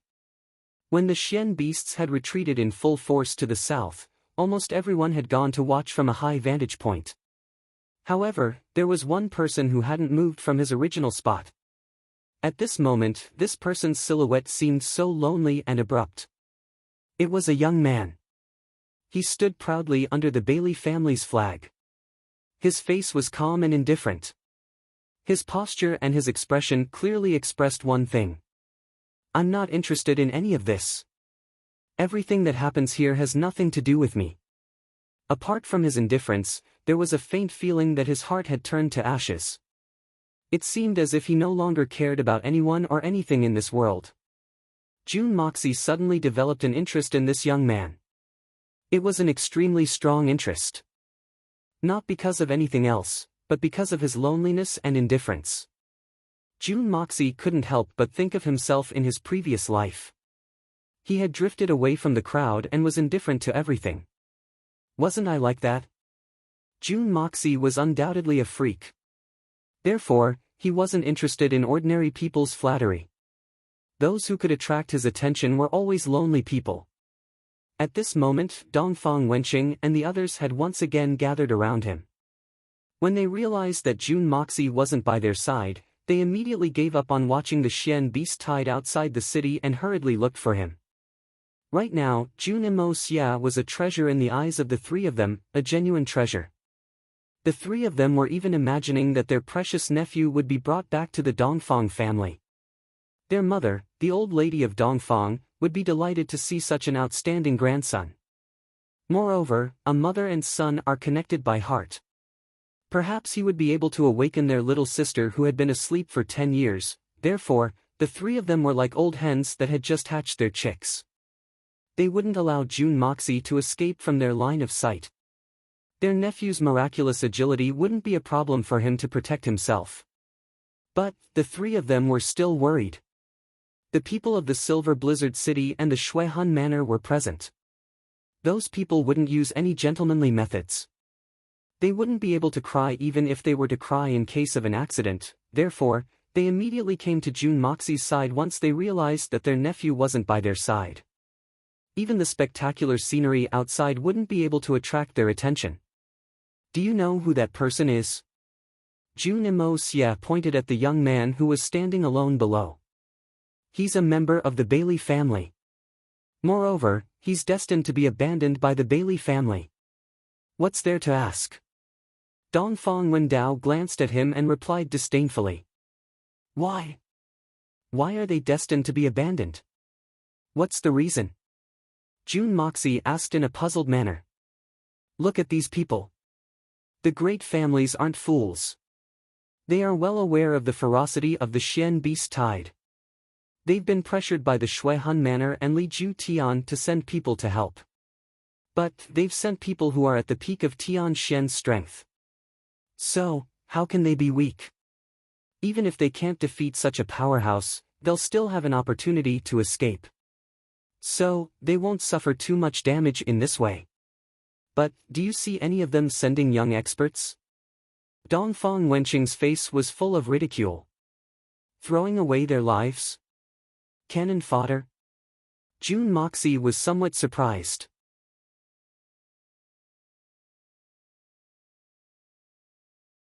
Chapter 332.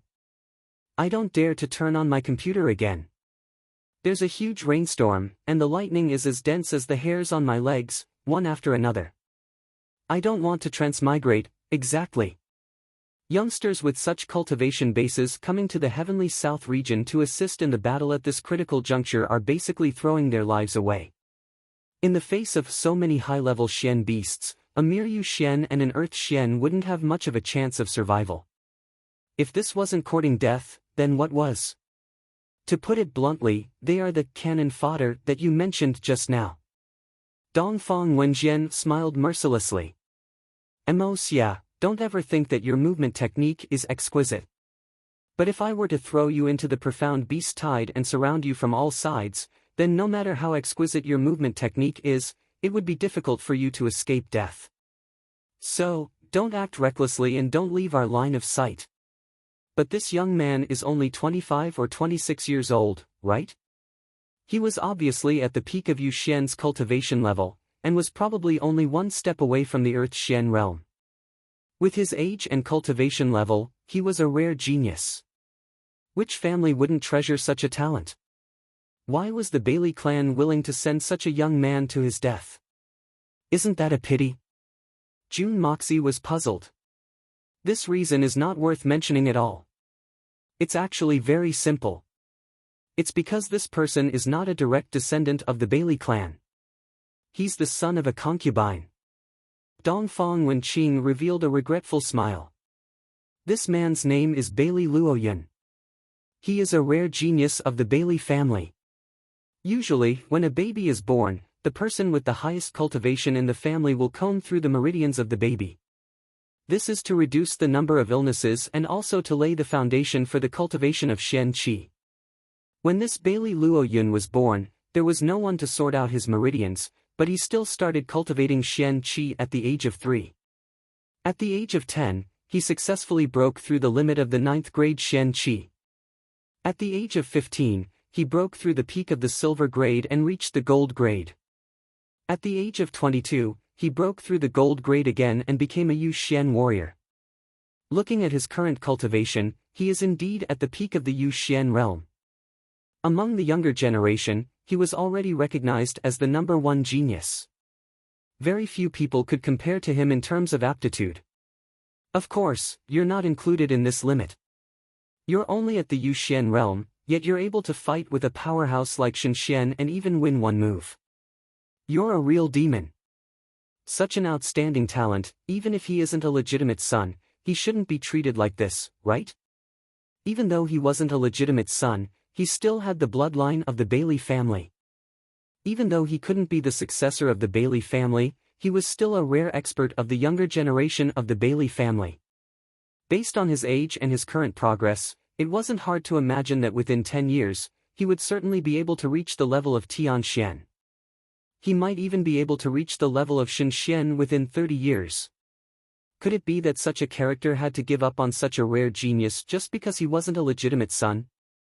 Aren't the Bailey family's actions a little too unwise? Jun Moxie was flabbergasted as he heard this. This matter was simply incomprehensible to him. In fact, it was hard for him to even imagine it. One must know that such an outstanding, young, and limitless cultivation genius was a rarity even in the Silver Blizzard City or the Shuihun Manor. In fact, it was hard to find even a handful of such geniuses in the entire Xian continent. It was believed that any family that possessed such a genius would treat him like a precious jewel and treasure him. Not to mention anything else, but one could imagine how much the 3 Dongfang masters cherished Jun Daxiao. That's not the only reason. The main reason was because of his father. His father was the eldest son of his grandfather, who had raped a maidservant when he was drunk. However, the Bailey family had never acknowledged their status. So, they had been oppressed by the family. His bloodline had become even more estranged. The more talented he was, and the faster his cultivation progress was. But, the more miserable he had been oppressed. His father and his father had an awkward status in the Bailey family. In fact, they were equivalent to servants in the Bailey family. In fact, they weren't even as favored as maids. Therefore, his desire for vengeance was exceptionally strong. Especially after his Xian Qi had advanced to the Jade Xian realm. Then, he did something by chance. There was a look of pity on Dongfang Wenqing's face. In fact, he hadn't taken the initiative to do this. The process was very simple. He had gone to his house to cause trouble for the Bailey family. He had taught a fierce lesson to the Bailey family. Moreover, he had been particularly ruthless. This had aroused the Bailey family's anger. His xianqi cultivation had been much faster and more outstanding than those direct descendants who had relied on external forces to advance. Moreover, their meridians had been sorted out since childhood. However, he had lost his status in the Bailey family. The reason why the Bailey family didn't kill him on the spot was because they cared about their kinship. However, now that he's here, it's obvious that some people in the Bailey family don't intend to let him off. This trip to the Southern Heaven region was undoubtedly a good opportunity to kill him with a borrowed knife. So, that's how it is. Jun Moxie heaved a long sigh of relief. He murmured, Bailey. Luo Yun. His eyes flickered. It was hard to tell what he was thinking. But, we think that the Bailey family is destroying themselves by doing this. It's just as you've judged, Moxie. This kid's natural talent is outstanding, and he's only slightly inferior to you at most. I believe that as long as he has 30 to 50 years of time, I'm afraid another supreme-level expert will be born. You must know that the emergence of a great master-level powerhouse in an aristocratic family, especially one that belongs to the Jianghu. Then, they'll be able to break away from their original scope in one fell swoop, and become one of the super forces. This is tantamount to a qualitative leap. The Shuihan Manor and the Silver Blizzard City are examples of this. This kind of opportunity would only appear once every several hundred years or even a dozen generations for any aristocratic family. However, the Bailey family had let go of such an opportunity. I felt that it was a pity. But, I was even more puzzled. I didn't know whether the Bailey family was too short-sighted, or if they were afraid that Bailey Luo Yun would take revenge. Or is there another reason behind this? Dongfang Wenqing shook her head. She chuckled and said, however, it's a pity. After all, it doesn't have much to do with us. In fact, it's a good thing for our aristocratic families to eliminate such a potential future expert. So, everyone would be happy to see this happen. After all, the rise of every hero is bound to trample on the corpses of countless enemies. And, the hands of every powerhouse are bound to be stained with blood. But, we're all part of the 9 great families. So, even if we're not mortal enemies, we're still potential competitors. The people of the aristocratic families had already come down from the high ground. Their leaders were walking towards the meeting hall. Dongfang Wenqing looked at them from afar and said, I'll accompany your third uncle inside. Otherwise, those dregs of the Silver Blizzard City will continue to mock and ridicule us. But they won't dare to be too presumptuous in my presence. She smiled faintly and walked away. After a while, she pushed Jun Wui's wheelchair inside. Jun Moxie looked at the third uncle sitting in the wheelchair, and suddenly thought, third uncle's legs have been healed. But, I don't know when he'll be able to stand up from the wheelchair. When will the Blood General be able to stand proudly in front of the people of the world, and show off his proud demeanor? All of this depends on strength, absolute strength. Strength is equivalent to talent. Jun Moxie suddenly strode towards Bailey Luo Yun as this thought crossed his mind. The people of the Bailey family had already returned by this time. The 3 of them returned to their tent while chatting and laughing. They didn't even look at Bailey Luo Yun, who was standing at the entrance. Bailey Xiongfeng was the leader of the group. He looked straight ahead, and entered the meeting hall with an indifferent expression on his face. Bailey Luo Yun's indifferent eyes gazed at the hustle and bustle in the sky. He smiled bitterly in his heart. He thought, I don't know how many days I'll be able to watch such a chaotic scene. Will being torn apart by 10,000 beasts be my only ending? Bailey Luo Yun's heart was clear as to why his family had sent him out for this matter. If Luo Yun doesn't die, the Bailey family won't be able to rest in peace. This was the evaluation that Master Dashao's father had given him. He was the current master of the Bailey family. And, he had been living under this huge shadow ever since he had broken through to the 9th grade at the age of 10. Sometimes, he felt that it was ironic when he thought about it. In other clans, as long as a child had a little bit of talent, he or she would receive the full support of the clan. And, everyone could see his or her talent. So, why was he treated like this in the Bailey family? That man was afraid that I would run away. So, he didn't hesitate to use my father's life to threaten me to come to the southern heaven city to participate in the war. Why did he do this? My father would evade my questions every time I asked him. He wanted to say something, but then hesitated. The most valuable sentence he had ever said was, "Alas, Luo Yun, your desire for revenge is too strong. There are some things that you know now. But, it's not a good thing, desire for revenge. I don't want to stir up trouble. Would I have disregarded the consequences if I hadn't been forced to the point where I couldn't bear it? Everything that had happened that day was right in front of my eyes. How could a man not resist in the face of such a thing? Could it be that there's some inside story that I don't know about? I'll get to the bottom of this mystery if I'm lucky enough to survive this time." Bailey Luo Yun's expression was indifferent. He turned around, and was about to enter the tent. It's true that they don't care about me. But, I don't see them as a family either. The sooner I die, the better it would be for them. But, isn't it the same for me? Suddenly, he saw a youngster walking towards him. He didn't recognize this youngster, but he knew that his name was Jun Moxie. He had heard that this youngster was a debauchee and a prodigal second generation. He was very similar to some people in his family. He didn't need to take a second look to know that this Jun Moxie had come to look for him. That was because the direction in which Jun Moxie was walking was very clear. Not to mention, the two eyes on his face were staring at him with a strange expression. Bailey Luo Yun. Jun Moxie tilted his head, and looked him up and down. Jun Moxie. The Jun family's third young master. Bailey Luo Yun's face was as indifferent as ever. He looked at this youngster who had suddenly come to look for him. He didn't seem surprised or happy at all. He didn't even try to guess why this youngster had come to look for him. Find a place to talk. Come with me, Jun Moxie invited him. He had asked for his opinion, but his tone had been firm. In fact, he had even added a commanding tone. He had been a proud and aloof assassin in his previous life. His personality had changed a lot in this life. But, he knew how to deal with such a proud and aloof person. One should never hope that the opposite party would take the initiative when dealing with such a person.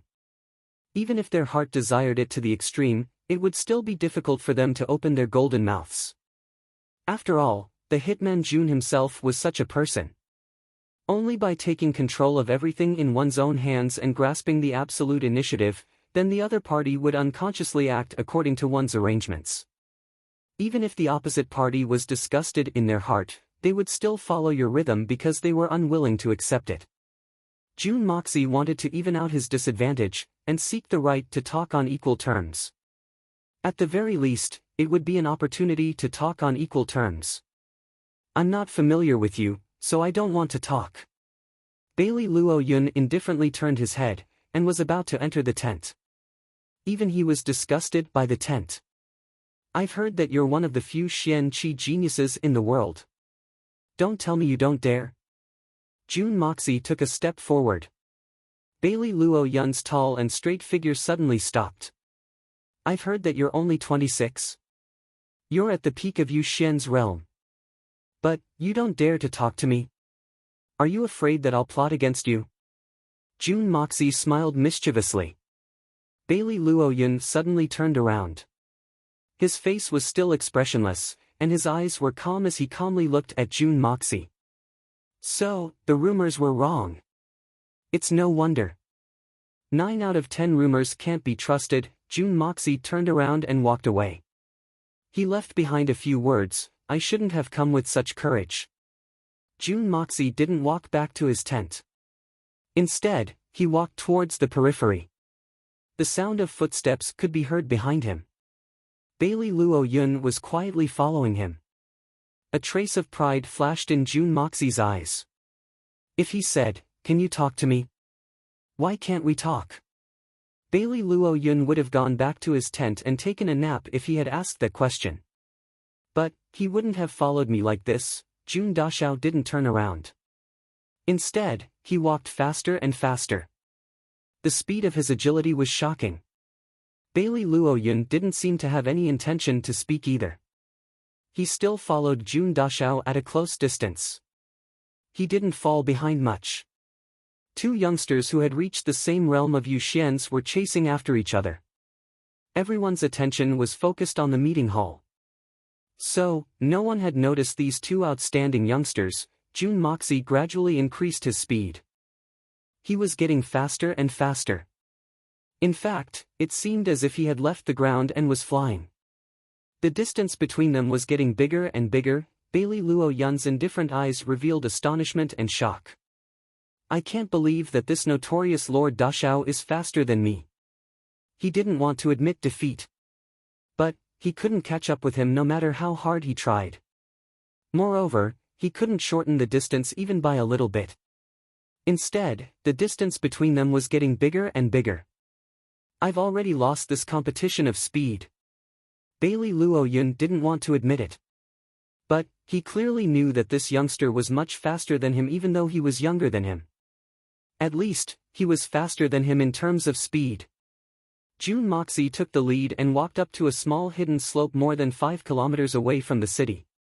He sat down without a care for his image. Then, he patted the grass next to him and said, "Sit down." Nobody responded. Bailey Luoyun was still standing as straight as a javelin. He was used to being nervous for a long time. So, he wouldn't allow himself to relax even for a moment. That was because all the so-called cousins of the same generation couldn't wait to put him to death. He had long been used to being nervous like this. However, there was a trace of admiration in the depths of his eyes. "What's your purpose?" Bailey Luoyun asked. He was a man of few words. Jun Mo Xia wasn't used to speaking at length. Therefore, he kept everything in his heart. The fact that he was willing to take the initiative to ask this question was already because of Jun Mo Xia's outstanding skills. Jun Mo Xia was younger than him, but his cultivation wasn't inferior to his. "You've come to throw away your life." Jun Moxie didn't turn his head around. Jun Moxie hadn't turned his head around since they had left the field. It seemed as if he was very sure that Bailey Luoyun would follow him. Moreover, Bailey Luoyun couldn't surpass him. However, this was what made Bailey Luoyun feel the most uncomfortable. "What does it have to do with you?" Bailey Luoyun was as indifferent as before. "Indeed, it has nothing to do with me. After all, your stink won't reach my family's land if you die." Jun Moxie smiled, "But, I'm curious. Why did you come even though you knew that you've come to throw away your life? This has nothing to do with you." Bailey Luoyun was somewhat angry. What is this lad talking about? What is he trying to say? Someone is threatening you, right? Jun Moxie muttered, "Moreover, the person who threatened you is the person you care about the most?" "Well, that must be the case. Otherwise, you wouldn't have come even though you knew that you were doomed. You don't look like a fool." Bailey Luoyun finally became silent. His opponent's guess isn't wrong. Moreover, he has accurately grasped my weakness. I haven't said anything, but he has seen through me. It's rare to see someone so young. You want to be the master of the Bailey clan. Is that right? Jun Moxie held a half-withered stalk of grass in his mouth. He seemed to be talking to Bai Yun. "You're very calm, cold, and cruel. You dare to do what you do. And, you dare to take responsibility for what you've done. You're very vengeful, and your desire for power is enormous. You want to take revenge, but you don't have enough power. You don't have a future in the Bailey clan. But, you yearn for the greatest power in the clan. That's the only way you can take revenge. What does this have to do with you? You're talking to me like this. It's ridiculous." Bailey Luoyun's words were very impolite. Moreover, his tone was very annoying. However, Jun Moxie knew that he had hit the nail on the head. He had spoken from the depths of this indifferent youth's heart. Otherwise, he wouldn't have spoken so much with such an eccentric personality. "Indeed, this has nothing to do with me. But, you'll never be able to fulfill your wish if you continue to stay in the Bailey clan. Jun Moxie stood up. Then, he suddenly turned around, and looked straight into Bailey Luo Yun's eyes. Then, he spoke word by word, "Follow me, and I can fulfill your wish." "You?" Bailey Luo Yun sized him up with a lengling look. "Why should I? The Jun family's fortunes aren't necessarily better. The Bailey family is one of the 9 great families. So, I know about the Jun family's affairs. Even now, the Bailey family can't be compared to the Jun family." "You're wrong. The Jun family's fate has nothing to do with you. You only need to tell me what I can do for you to follow me." Jun Moxie smiled. "Tell me your conditions. You should know that you don't have the slightest hope in the Bailey family. In fact, you'll die 10 times out of 10 in this journey. Believe in me, and you'll have the opportunity to escape from death. You'll have no choice but to accept it even if I'm lying to you. Because, I'm afraid that you'll die in this Tianfa forest in a few days if you don't grab onto this life-saving straw. And, even your bones will become a meal for the Shen beasts." Bailey Luo Yun calmly looked at him. Jun Moxie smiled back at him. A good while passed. Then, Bailey Luo Yun suddenly tilted his head and spoke in a soft voice, "So what if I die? Life and death are nothing to me. Living in this world isn't much fun.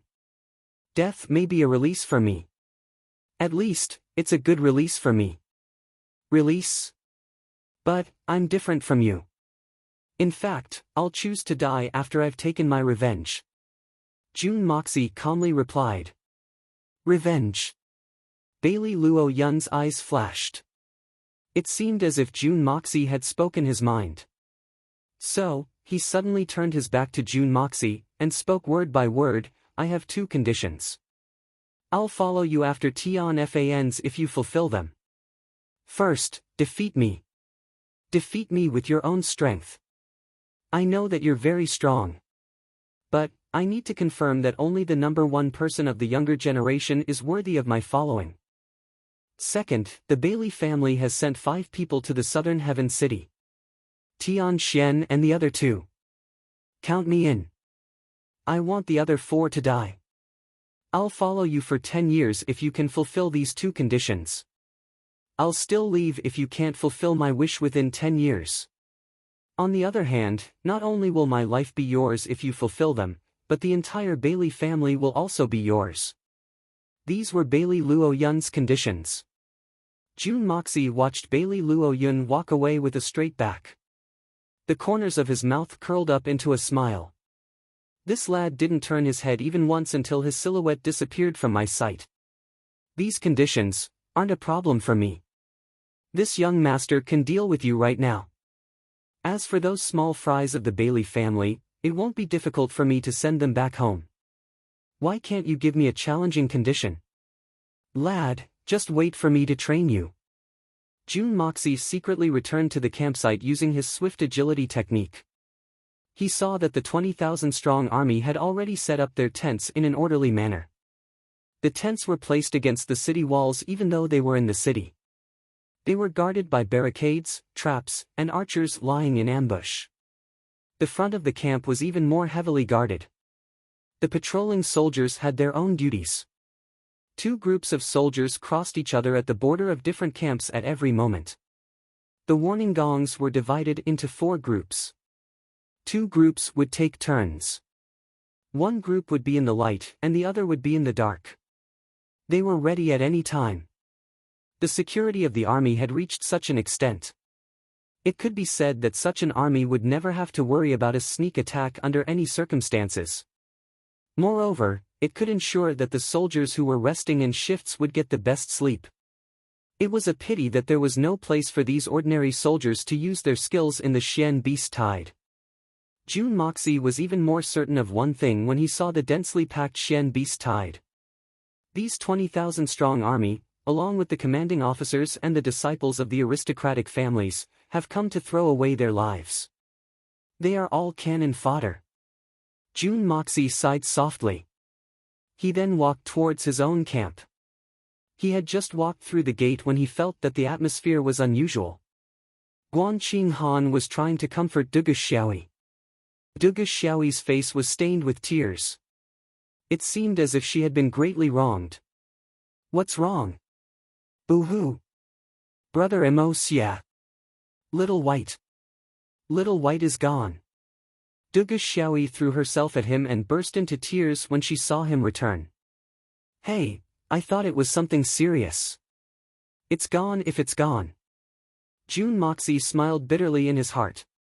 Bringing Little White here is akin to releasing a tiger back into the mountains. Besides, the number 1 Xian Beast King had issued an order to gather all the Xian beasts. So, how could Little White be an exception? It would be strange if Little White was still here. Boo-hoo. I must find him. He hasn't eaten lunch yet.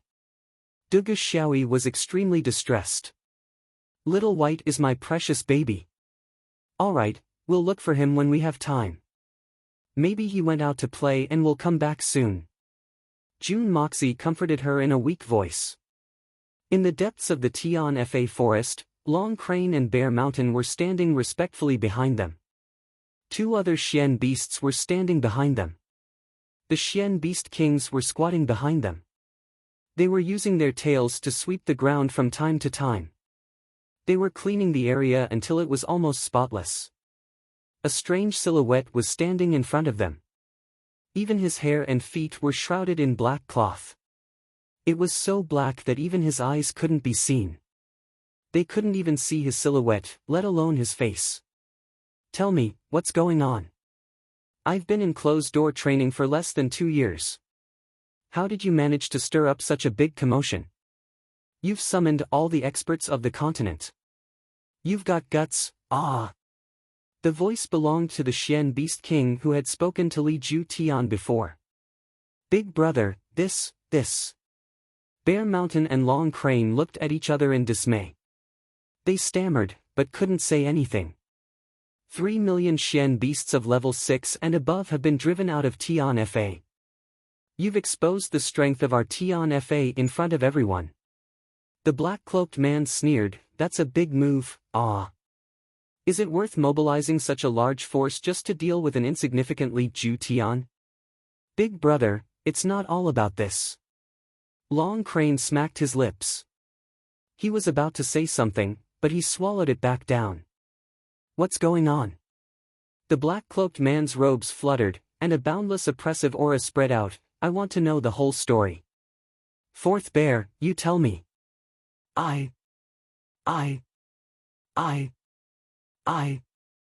Bear Mountain's entire body trembled as he stuttered. A silhouette flashed, and Bear Mountain let out a long howl. His majestic body rolled away like a rubber ball. A loud rumbling sound was heard behind him as he rolled away. He had crashed into 3 large trees, and had broken them in the process. Come back! Bear Mountain shouted. He covered his back, and grimaced in pain as he ran back. Then, he stood there in a well-behaved manner. Speak! Bear Mountain had a bitter expression on his face. He had started from the time he had received the Xian core of a level 9 Xian beast in Tianxiang City. Then, he told him about how he and Long Crane had gone to steal it. Then, he told him everything that had happened afterwards. You're tuning into the Passion Pages YouTube channel. We're so grateful for your support, and don't forget to subscribe to join us on this incredible journey through captivating stories. Your generosity through donations truly makes a world of difference, as it's the primary source of revenue that allows me to expand and enhance this channel for you. Thank you from the bottom of my heart for being a part of this adventure.